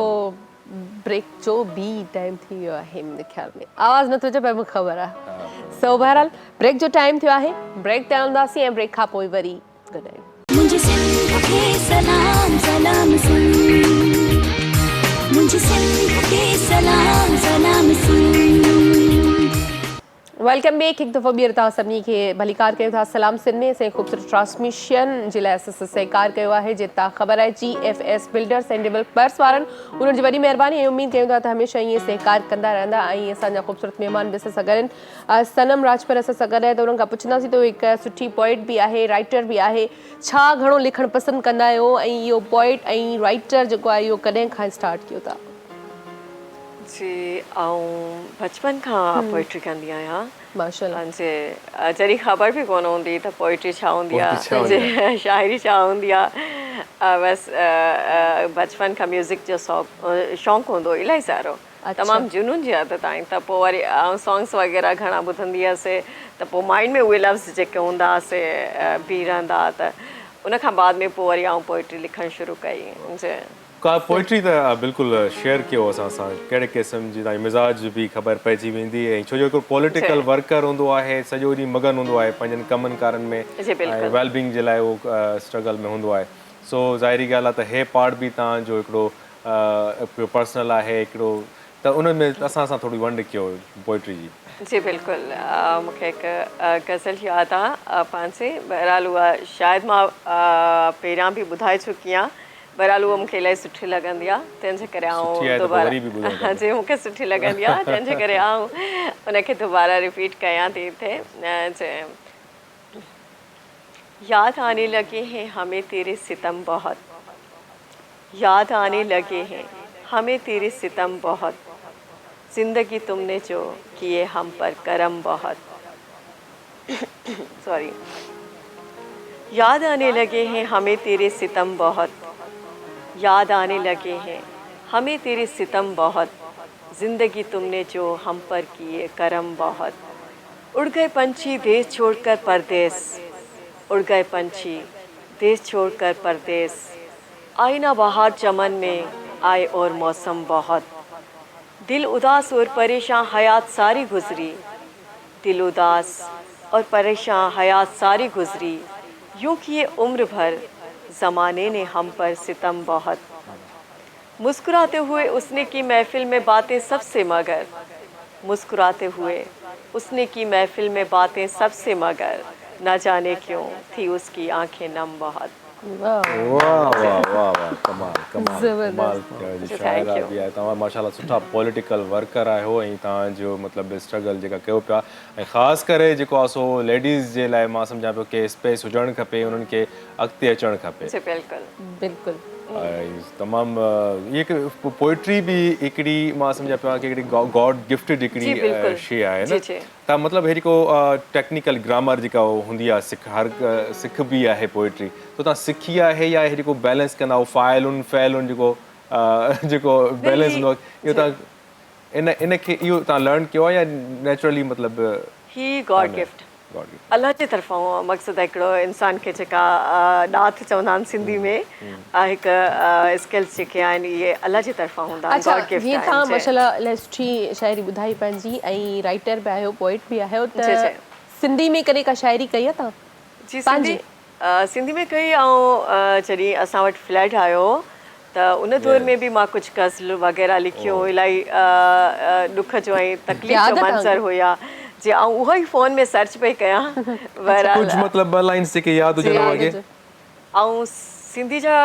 कुझु शेर तव्हां सां शेयर कयां थी बहरहाल उहे इलाही ज़बरदस्त ऐं गज़लूं लिखियूं हुयूं उन वक़्तु जेका कैफ़ियत हुई सा हिकु अजीब Painful हुई, जी बिल्कुलु। बिल्कुलु अजीब मंज़र हुया हर तरफ़ हिकु क़यामत जा मंज़र हुया त ज़बरदस्त ऐं हिकु उहा इनशाला नेक्स्ट कंहिं प्रोग्राम में आउं शेयर कंदसि बहरहाल ऐं ॿुधायां पई हिकु शेर आहे सिंधी जो बेसबब बेवफ़ा लाइ बेसबब बेवफ़ा लाइ जीवन जा पहर विञाए वेठासीं बेसबब बेवफ़ा लाइ जीवन जा पहर विञाए वेठासीं शाम ई शाम मिली मुक़दर में सहर विञाए वेठासीं ओहो वाह, वाह। कमाल ज़बरदस्त। कमाल तव्हांखे सनसेट वणंदो आहे ज़बरदस्त ऐं सुठी शाइरी वाह। ऐं ज़फ़र साहब भी बैठो है ऐं उन्हनि खां बि पुछना आप माशाल्लाह तर्जीह लग रहा था निगार आपके है एक्सप्रेशन और से आप लग रहा है कि सुन रहे इतने गौर से बस रखते हैं दिलचस्पी शेर व शायरी बस सुनने की हद तक तो बहुत दिलचस्पी रखते अच्छा और कभी की नहीं यानी कहने की हद तक अब शेर जो है वो ऐसी कोई सिचुएशन नहीं बनी होगी ना कहीं कहीं कहने आप वो पड़े बल्कि यूँ समझ लीजिए ना स्पीच में और अच्छा। तजिए में जहाँ कहीं कोई इनकलाबी जो है वो अशार कहने हो तो वहाँ वो मौका बरमहल जो है वो बात हो जाती है शेर हो जाता है उसके अलावा वैसे एक रेगुलर जो है वो सिलसिला नहीं सही सही सही फर्ज़ंद हाणे तव्हांजी तरफ़ मां अचां पियो मिसाली ॻाल्हि आहे असां जेको आहे सो हिन सिंध टीवी जे प्लेटफॉर्म ते असां हिकु डिफरेंट जेको आहे सो सब्जेक्ट्स खे टच कंदा आहियूं ठीकु आहे त being a host being a artist माना मुंहिंजी ज़िमेदारी जेकॾहिं आहे कि माना जीअं असां चाइल्ड मतिलबु प्रोटेक्शन ते ॻाल्हायूं पिया असां ऐं अहिड़े तरीक़े सां एज़ अ डायरेक्टर ठीकु आहे तव्हां डायरेक्टर आहियो न तव्हां बि काफ़ी जेको आहे सो कहानियूं लिखो पिया ऐं कहानियूं हक़ीक़त सां जेको आहे सो मैच कंदियूं आहिनि ठीकु आहे त तव्हां कॾहिं को तव्हांजे ज़हन में कोई अहिड़ो ख़्यालु आयो की छो न हिन समाज में ॿिया बि काफ़ी मसइला आहिनि जीअं औरतुनि जा मसइला आहिनि या जो ॿारनि जा मसइला आहिनि त उन्हनि ते कॾहिं कॾहिं दिमाग़ में ख़्यालु ईंदो आहे की अहिड़े कंहिं टॉपिक ते लिखिजे ड्रामो ऐं प्रेज़ेंट कजे छो जो माण्हू जेके आहिनि जेको सो विजुअलाइज़ जेका शइ हूंदी आहे उनखे घणो फॉलो कंदा आहिनि पहिरीं ॻाल्हि इहा त हाणे काफ़ी प्रोजेक्ट मुख़्तलिफ़ मौज़ूअनि ते ठही चुका आहिनि, पर मुंहिंजी हिकिड़ी दिलि जी ख़्वाहिश आहे जेको लव मैरिज थिए थो न, हाणे इन्हनि ते ठाहियो काफ़ी डायरेक्टरनि राइटरनि आहे, पर उहा शइ अञा ज़ाहिर न करे सघिया आहिनि। लव मैरिज खे ज़ाहिर न कयो त उनखे ज़ाहिर मतिलबु जेका हिकिड़ी छोकिरी औरत आहे जंहिंखे पीउ मां पाले थो, उहा शादी करे माना 17 सालनि 18 सालनि जी थी चए थी मुंहिंजो इन सां तालुक़ु न आहे,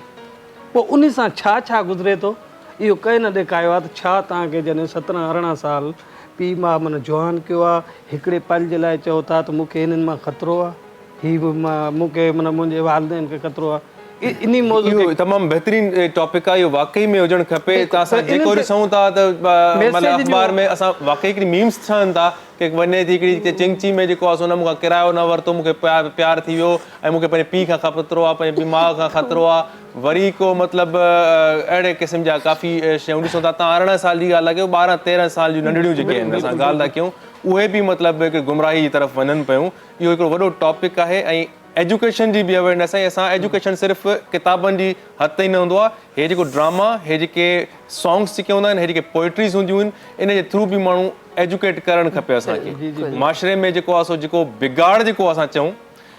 त इन जे करे बि आहे की जेकॾहिं असां उन्हनि शयुनि खे ड्रामा जे थ्रू बि असां एजुकेट कयूं, माण्हुनि खे अवेयरनेस ॾियूं, त असां सम्झो की पंहिंजो हिकु रोल अदा कयो। काफ़ी राइटर जेके आहिनि न सिर्फ़ु उनखे पॉज़िटिव वात ॾेखारींदा हुआ, छोकिरो छोकिरी भॻा शादी थी वई, हुननि जी लाइफ सही गुज़रे थी, पर ईअं न आहे। जेको उन्हनि जी बदतर ज़िंदगी थी वञे थी, जेको पंहिंजे पीउ माउ खे छॾे थो, उन्हनि सां कहिड़ा मसइला थींदा आहिनि, उहे हाईलाइट कनि। मां चवां थो त कुझु फ़र्क़ु पवंदो। तव्हां पाण जेको आहे केतिरी कोशिशि कंदो? ऐं इन मौज़ूअ ते ॻाल्हाइणु चाहींदसि त जेतिरे क़दुरु ॾिठो वञे थो माशरे में, त आउं नथी सम्झां त इन में मर्द या औरत किथे मर्द जेका आहिनि उहे हिकु ज़ालिम किरदारु इख़्तियार करे वठनि था, किथे औरतूं बि मक़सदु घटि न आहिनि। बहरहाल ऐं इहो चवंदसि त जेतिरी क़दुरु माना उन्हनि मासूम नियाणियुनि खे गुमराह कयो थो वञे न, उनजो माइंड जेको आहे न, माइंड में कुझु शयूं अहिड़ियूं माना उनखे अहिड़ा हिकु ख़्वाब ॾेखारिया था वञनि, गुमराही जी तरफ़ वठियो थो वञे, त हू मजबूर थी ऐं माना पंहिंजो उहो स्टेप खणनि थियूं कंहिं हद ताईं। सही। अच्छा, मां हिकिड़ी ॻाल्हि जेका मां तव्हांखे आइडेंटिफाई जेका मां कई आहे पर्सनली, इहो जेको बिगाड़ आहे न, जेको छोकिरी जेका आहे सो उते बाग़ी थिए थी ऐं छोकिरी जेको आहे सो अफेयर कंहिं सां बि हलाए करे वञे थी, मुंहिंजो मीडिया जो वॾो हिकिड़ो रोल रहियो आहे। बिल्कुलु। मीडिया सिर्फ़ु ड्रामनि जो न, पर म्यूज़िक जो तव्हांजो वॾो रोल रहियो आहे। म्यूज़िक में वरी जेको कॉन्टेंट पोइट्री जो आहे उनजो वॾो किरदारु रहियो आहे। तव्हां ॾिसंदा इहे उहे जेके कम्यूनिटीज़ जा माण्हू आहिनि जिन्हनि वटि हिकिड़ो बैड म्यूज़िक बैड कॉन्टेंट पुॼे थो, हुतां जा जेके मर्द जेके आहिनि होटलिंग कनि था, तव्हांजो जेको आहे सो एंड्रॉइड यूज़ कनि था, डिफरेंट जूं मतिलबु शयूं जेको आहे सो फिल्मूं सिनेमा VCRs वग़ैरह, हाणे त दौरु न आहे ख़ैर, हाणे त एंड्रॉइड में सभु कुझु आहे, उहे सभु कॉन्टेंट क्रिएट कनि था। पाण मतिलबु उन्हनि जो लाइफ स्टाइल हिकिड़ो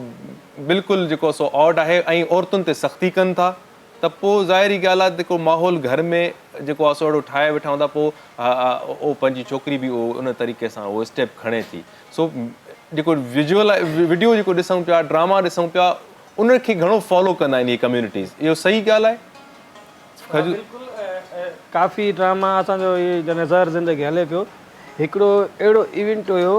जे हिकिड़ी करेक्टर शानी जो किरदारु हो, उन ओठे जो उस्ताद उमेदल करे पियो, उहा उनखे राति जो ज़हर ॾिए थी चांहि में, त 8 खां 10 फ़ोनूं आयूं, मां रिकॉर्डिंग ते मौजूदु हुउसि, उस्ताद मां डायरेक्टर मुदे बि चइसई इनखे इहा शानी कूड़ी आहे, इहा ज़हर ॾींदी, तव्हां उनखे सम्झायो। त माना हाणे माण्हू उनखे एतिरो हक़ीक़त सां सम्झनि पिया, असां जस्ट ड्रामो कयोसीं, चइसई हीअ ज़हर ॾींदी न, हीअ मरी पवंदो, हीअ छा थींदो, माना माण्हुनि जी मोहबत ठीकु आहे इंटरटेनमेंट, पर हिन में सबक़ु हूंदो आहे। बिल्कुलु। ऐं मां जेके बि व्यूअर ॾिसंदड़ आहिनि, सोप सीरियल ज़हर ज़िंदगी 364 एपिसोड एयर थी चुको आहे, सो मां सभिनी खे रिक्वेस्ट कंदुसि, हीअ जेको मां वाइंड अप वारो शेड्यूल रिकॉर्ड कयो आहे न, इहो महिरबानी करे ॾिसी ऐं राय ज़रूरु ॾींदा। जेके चवंदा आहिनि त सिंधी ड्रामनि में सिर्फ़ु हथियार कल्चर ॾेखारियो वेंदो आहे, सिंधी ड्रामनि में औरतुनि जी तज़लील ॾेखारी वेंदी आहे, हिन सिंधी ड्रामनि में असां हिकु वॾो चेंज ओवर ॾिनो आहे। ज़हर ज़िंदगी जे एंड में राइटर ॾाढो सुठो लिखियो आहे, पोइ उन मां जेकॾहिं 5 माण्हू बि सबक़ु हासिलु कंदा असांजे लाइ। अच्छा, नेक्स्ट जेको तव्हांजो प्रोजेक्ट आहे उहो कहिड़ो आहे? उहो वारी जो पंधु। वारीअ जो पंधु। अच्छा वारी जो पंधु next वारी जो पंधु त उहो बि उन में बि को जेको आहे जीअं तव्हां चयो त ज़हर ज़िंदगी मां खोड़ सारा माण्हू सिखी सघनि था त इन मां बि बिल्कुलु बिल्कुलु हिन में ही जेको प्रोजेक्ट आहे वारी जो पंधु में अच्छा अच्छा इन खे कंटिन्यू कयूं था कॉल आहे ॾिसंदासीं केरु आहे हेलो अस्सलाम वालेकुम वालेकुम सलाम भेण मुंहिंजी जी अदा केरु किथां खां अजी किथे भेण जी अदा तव्हांजी आवाज़ थोरो तव्हांजी अनाउंसमेंट मूंखे ॾाढी वणंदी आहे तव्हां बेहतरीन मुंहिंजी भेण मुंहिंजो आज़ादु नंढो मासूम था मुंहिंजो न बादल आई आहे फरमाश सिंधी गाने जी असां बादल तव्हां सां ॻाल्हाइण था चाहिनि जी जी मां सेवन शरीफ़ सां ॻाल्हायां सिद्धार्थ रुमणानी सिद्धार्थ रुमणानी सेवन शरीफ़ सां जी जी बिस्मिल्लाह सलाम करे दो तां साईं साईं बिस्मिल्लाह बिस्मिल्लाह डिस्ट्रक्शन लगी पई आहे कॉल देखो खपायूं जी सेंटर जो मुंहिंजो म्यूज़िक सेंटर 40 साल में कारोबार कयो सेवन शरीफ़ में अच्छा अच्छा मां तव्हांजी केचू ॾाढो खपाई मां तव्हांखे जेतिरा गाना था ॿुधायो असांजे अंदरि सभई जोड़े था छॾियो अच्छा अच्छा तव्हां असांखे हुन गानो ॿुधायो न पंहिंजा वाकर पंहिंजा आहिनि परा वाकर पंहिंजा आहिनि हा हा मूंखे एॾो त गानो एॾो रुनो जो भाव सिंध ॻाल्हि हुई जी जी ॾाढो रुनो न गाने जी ॾाढो रुनो तूं बि भाउ पर मां रुनो ॾाढो न गानो यार यार मूं गरीब जे आऊं बि ॻाईंदे रोई पियो हा हा हा आऊं बि इहो ॻाईंदे रोई पियो हुअसि वाकई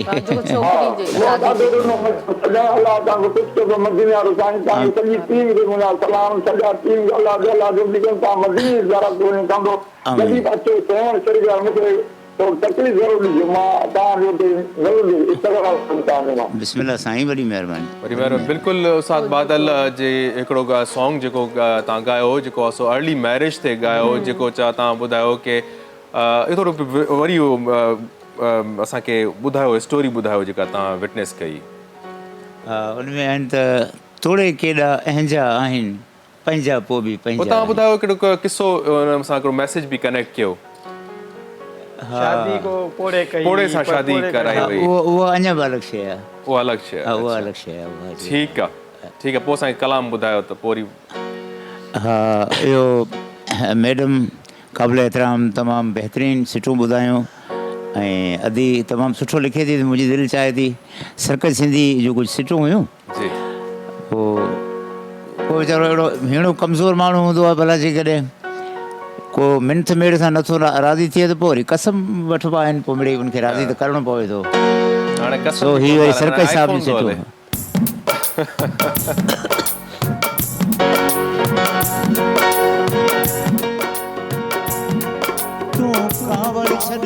कावड़ छॾ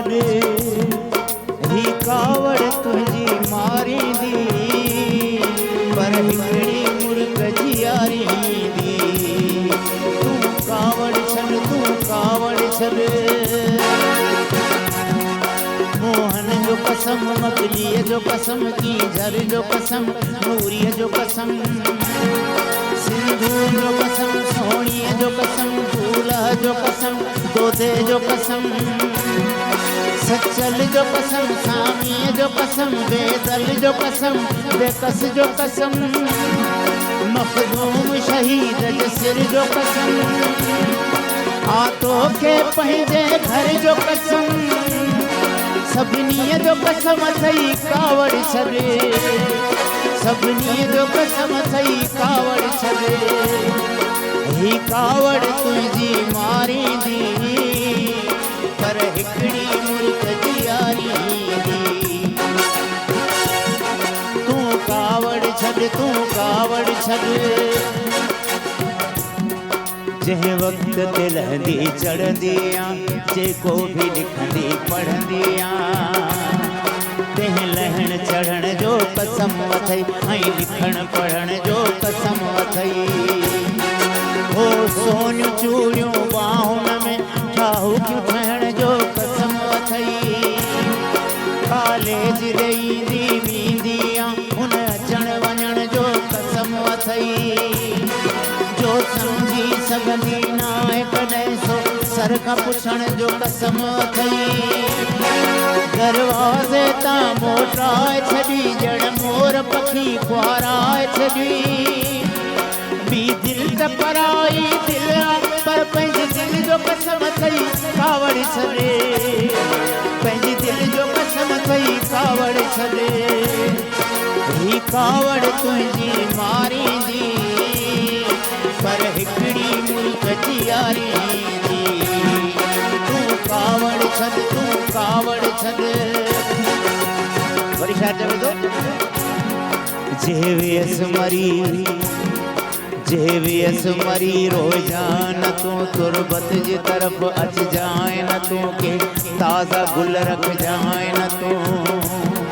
गुल कलमा भी पढ़ जाए न तूं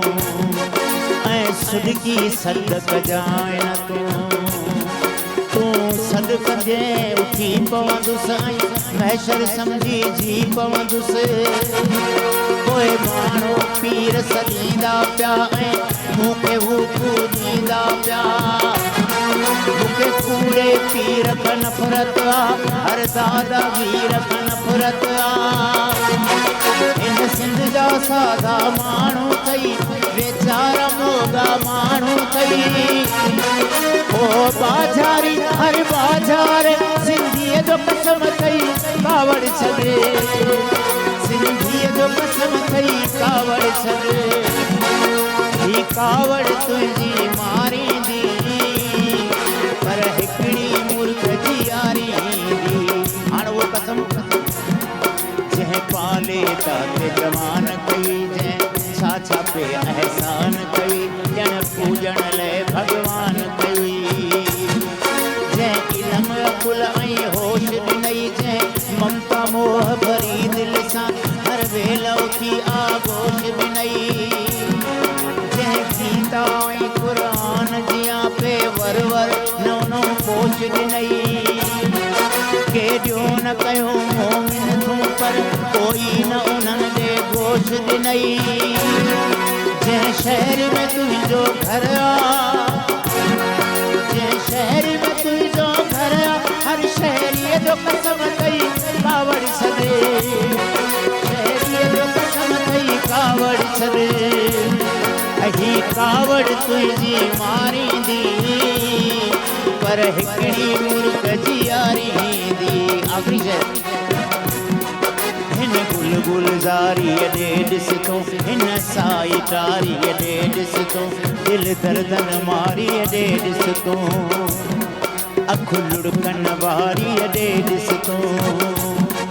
पोशन में पहिरियल छा पिया हिन हुन घर जी जारीअ ॾे ॾिस तूं उस्ताद बुखारीअ ॾे ॾिस तूं उस्ताद बुखारीअ ॾे ॾिस तूं सरकश जी ज़ारीअ ॾे ॾिस तूं हिन सारे जग मां जेका अथई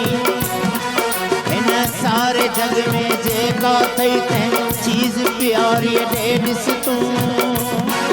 ॾिस कंहिं कंहिंखे मां मेड़ कयां चई जंहिंखे तुंहिंजी मेड़ कयां धरतीअ जो कसम अथई कावड़ छॾ धरतीअ जो कसम अथई कावड़ छॾ ॿोलीअ जो कसम अथई कावड़ छॾ लोलीअ जो कसम अथई कावड़ छॾ ही तुंहिंजे आॾो फैलायल झोलीअ जो कसम अथई कावड़ छॾ झोलीअ जो कसम अथई कावड़ छॾ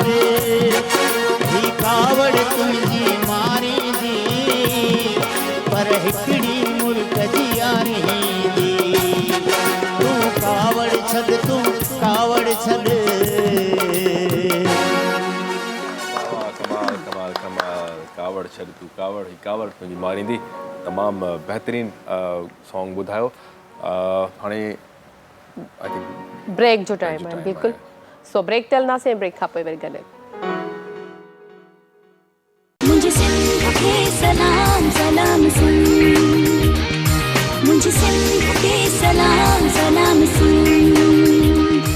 वेलकम बैक हिकु दफ़ो ॿीहर तव्हां सभिनी खे भलीकार कयूं था सलाम सिंध में ऐं असांजी ख़ूबसूरत ट्रांसमिशन बि हले पई ऐं जेको आहे ज़बरदस्त महिमान बि गॾु आहिनि असां सां ऐं टाइम जेको आहे बिल्कुलु थोरो बचो आहे 5 खां 6 मिंट असां वटि बचा आहिनि सो आख़िर में जेको आहे आउं सभिनी खे रिक्वेस्ट कंदसि पहिरियां त सनम राजपूत असां सां गॾु आहे त उन्हनि खे कंदासीं को सुठो अहिड़ो मैसेज अॼु जे ॾींहं जे हवाले सां या अॼु जेको असां टॉपिक रखियो उन जे हवाले सां को सुठो मैसेज ॾियणु चाहियो जी बिल्कुलु ऐं इहो चवणु चाहींदसि त जेके अॼु जो टॉपिक आहे जेको ॿारनि जे हिसाब सां जी जी बिल्कुलु त ऐं इहो चवणु चाहींदसि त मासूम ॿार जेके आहिनि मुंहिंजो बाबा चवंदो हो ॿार जेके हूंदा आहिनि फ़रिश्तनि जो रूप हूंदा आहिनि जी त मासूम ॿारनि जो जेतिरो थी सघे त उनजो अहसासु कयो वञे ऐं उनजे वालदेन खे बि आउं गुज़ारिश कंदसि त उनजा जेके वालदेन आहिनि माना उहे कुझु पैसनि जे ख़ातिर पंहिंजे मासूम ॿारनि खे कंहिंजे घर में छॾे था ॾियनि किथे माना कंहिं बि जाबिर वॾेरो थी वियो या कंहिं कोई बि शॉप थी वियो कंहिं बि क़िस्म जो कोई बि पोरियो थी वियो त उते माना कुझु पैसनि जे एवज़ पंहिंजे ॿारनि खे मासूम गुलनि जहिड़नि ॿारनि खे छॾनि था ऐं उनजे जेके वालदेन आहिनि ख़ासि करे ॿारनि जा उन्हनि खे आउं रिक्वेस्ट कंदसि त बराए महिरबानी पंहिंजे मासूम ॿारनि खे हथनि में किताबूं ॾियो बिल्कुलु जे कलम ॾियो उनखे तालीम जे ज़ेवर सां आरास्ता कयो त जीअं उन्हनि जो मुस्तक़बिल ज़िंदगी ठही सघे ऐं बेरहम ज़माने जे हथनि में पंहिंजे बच्चनि खे मासूम गुलनि जहिड़नि बच्चनि खे हरगिज़ न छॾियो ज़बरदस्त थैंक यू आई ज़फ़र साहब आप मैं इस हवाले से ये कहना चाहता हूँ कि आप देखिए कि लाखों बच्चे हैं पाकिस्तान में जो स्कूल नहीं जाते बिल्कुल और सरकारी स्कूल हैं वो खाली पड़े में और वहाँ पर जो है जबकि हम ये कहते हैं तालीम मुफ्त है किताबें मुफ्त हैं ये सारा सिलसिला है। अच्छा इस पर कोई मुहिम और कोई इस तरह की चीज़ चलनी चाहिए कि जो बच्चे स्कूल नहीं जा रहे हैं चाहे वो बच्चा हो या बच्ची हो कि उसको उसका ताल्लुक़ स्कूल से जोड़ा जाए और जो गुर्बत है जिनके घरों में उनका कोई इस तरह से जैसे बेनज़ीर इनकम सपोर्ट प्रोग्राम ही है तो इस तरह की कोई स्कॉलरशिप और इस तरह के कोई उनके घर की सपोर्ट के लिए उनको की जाए और ये जितनी NGOs हैं और जितने भी ये इदारे हैं ये सोशल जो है और लेबर के हवाले से भी जो इदारे हैं इन सब की ये जिम्मेदारी बनती है कि ये इस सिलसिले को एक्टिवली मतलब इस पे काम करें। बहुत शुक्रिया साहब तव्हां कहिड़ो मैसेज ॾींदा सूफ़ीज़म में ॿारनि खे जेके सूफ़ी असांजा फ़क़ीर दरवेश रही आहिनि उहे चवंदा आहिनि ॿारनि में अलाह वसे थो सो ॿार बिल्कुलु फ़रिश्ता आहिनि उन्हनि सां प्यारु कयो मोहबत कयो ऐं वधि में वधि उन पीउ माउ खे रिक्वेस्ट आहे त कोशिशि कयो त पंहिंजे ॿारनि खे पढ़ायो ऐं ठीकु आहे हिकिड़ी मजबूरी आहे मज़दूरी कनि था छा कनि था पर जेको तव्हांजे वस आर आहे त उन्हनि जो ख़्यालु कयो बिल्कुलु सो मां चई टाइम थी वियो आहे गिफ्ट जी तरह सां असांजा महिमान तमामु सुठा महिमान आहिनि ऐं इन्हनि जे लाइ नंढड़ो GFS जी तरफ़ खां गिफ्ट क़बूल पिया मैडम ज़फ़र साहब GFS की तरफ से तव्हांजे लाइ बि सो ही GFS बिल्डर्स एंड डेवलपर्स वारनि जे तरफ़ां तव्हांजे लाइ नंढड़ा गिफ्ट उन्हनि जी वॾी महिरबानी आहे जेके असांखे हिन ख़ूबसूरत ट्रांसमिशन जे लाइ सहकार कंदा आहिनि ऐं खोड़ सारियूं सहूलियतूं उन्हनि ॾिनियूं आहिनि 35 लख जो प्लॉट जेको आहे उहो 26 लखनि में तव्हांखे मिले थो आसान तरीक़े सां ऐं जेकॾहिं कॾहिं बि का शइ इंस्टॉलमेंट ते हिकु आसान इंस्टॉलमेंट ते मिलंदी आहे त ज़ाहिरी ॻाल्हि आहे सभिनी वटि हिकु कट्ठा हिकु पैसा न बि हूंदा आहिनि त इंस्टॉलमेंट जो मतिलबु आहे त तव्हांजे लाइ सहूलियत ऐं जेतिरो तव्हांखां थी सघे त हिन मौक़े मां फ़ाइदो वठो ऐं अहिड़ा मौक़ा जेके आहिनि उहे बार बार न आहिनि ईंदा ऐं बिल्डर्स त खोड़ सारा आहिनि पर जेको जिथे मयारी शयूं मिलनि जिथे मयारी प्लॉट हुजे मयारी घर हुजे मयारी फ्लैट्स हुजे त उन तरफ़ जेतिरो बि थी सघे थो असांखे फ़ाइदो अगरि मिलण जो हिकिड़ो रस्तो आहे त उन रस्ते ते ज़रूरु हलणु खपे असांखे सो बहरहाल कॉल भी आहे अच्छा मां ओ मुंझाए थो ज़फ़र भाउ अॼुकल्ह अचो अच्छा टेलीफोन नंबर बि आउं ॿुधाईंदी हलंदुमि हिकु दफ़ो मां चयो हल टेलीफोन आख़िर में कॉल थो ॾे 0302 ऐं 83055878 हिननि जो हिकिड़ो नंबर आहे ॿियो आहे 030111555760 टोल फ्री नंबर आहे जंहिं ते तव्हांखे डिटेल्स मिली सघनि थियूं ऐं जीअं तव्हां कॉल करे पुछंदा बि आहियो त असां हिननि सां राब्तो कीअं कयूं त हिन फ़ोन नंबर ज़रिए तव्हां राब्तो करे सघो था ऐं सो बहरहाल तव्हां सभिनी वॾी महिमाननि जी वॾी महिरबानी जेके असांजे हिन प्रोग्राम में आया नेक्स्ट टाइम ज़िंदगी रही त वरी गॾु हूंदासीं ऐं सुभाणे ताईं वरी ज़िंदगी रही त वरी गॾु हूंदासीं कंहिं नयनि महिमाननि सां नयनि टॉपिक्स सां सो बहरहाल मूंखे मुंहिंजी पूरी टीम खे आसिफ़ खे ॾींदो इजाज़त आख़िर में असां आसिफ़ खां सॉन्ग ॿुधंदासीं छा ॿुधाईंदो हा बिल्कुलु सॉन्ग जेको आहे जीअं त असां वटि मीडिया जा माण्हू आहिनि ऐं जेको आहे सो दिलचस्पी रखनि पिया मैडम जेको आहे सो पोइट्री सां दिलचस्पी रखे पई मैडम सनम ऐं शेख हयाज़ जी शाइरी आहे त तव्हां नज़र कंदासीं बिल्कुलु सो ॿी ख़बर न आहे पर मरण खां पोइ तोसां गॾिजण जूं हसरतूं रहंदियूं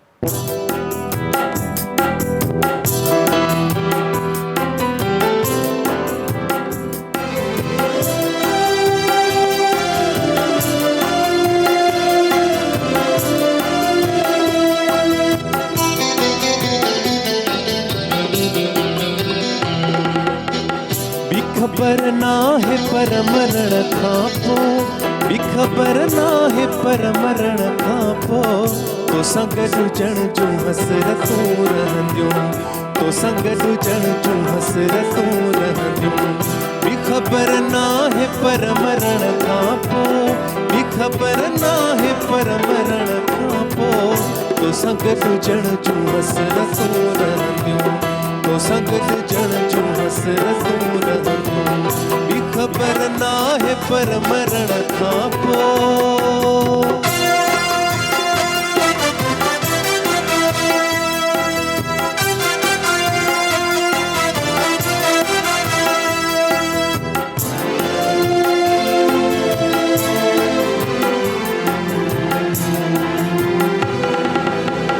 जाम में ना रहे रहे न रहे जाम में ना रहे रहे न रहे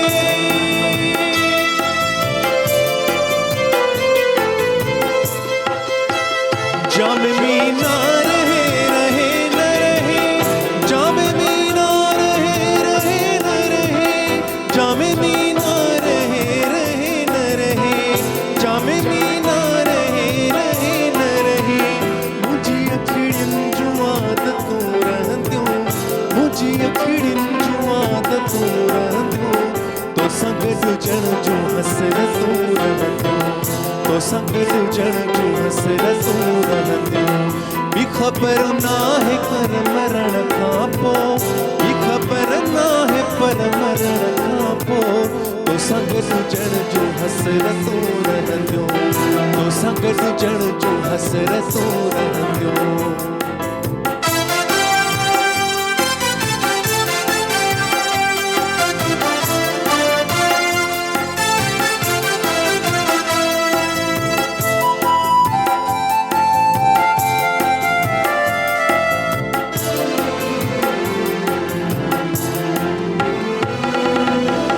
जिंदगी तल्ख आ हुजे त हुजे जिंदगी तल्ख आ हुजे त हुजे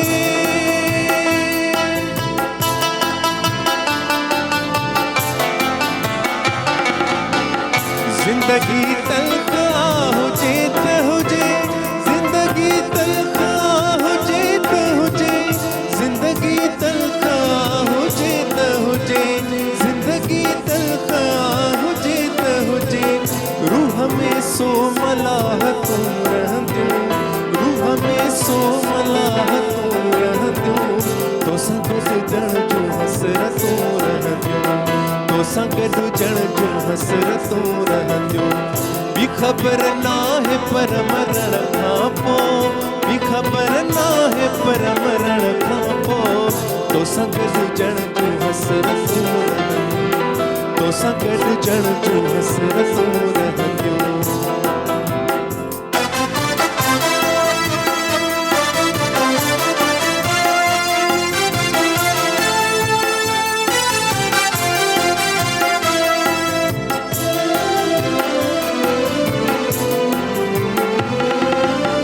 तुझे पहलू में कैसी ताई दोस्त तुझे पहलू में कैसी ताई दोस्त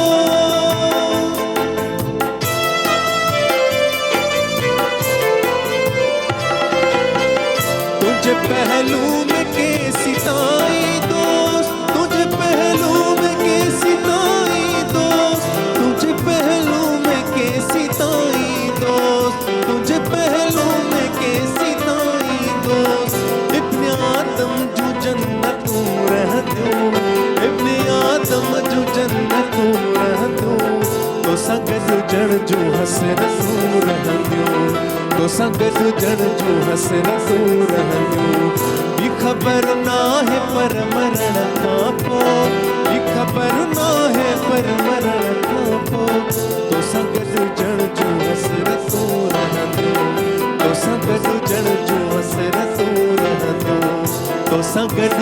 जो हसरतूं रहंदियूं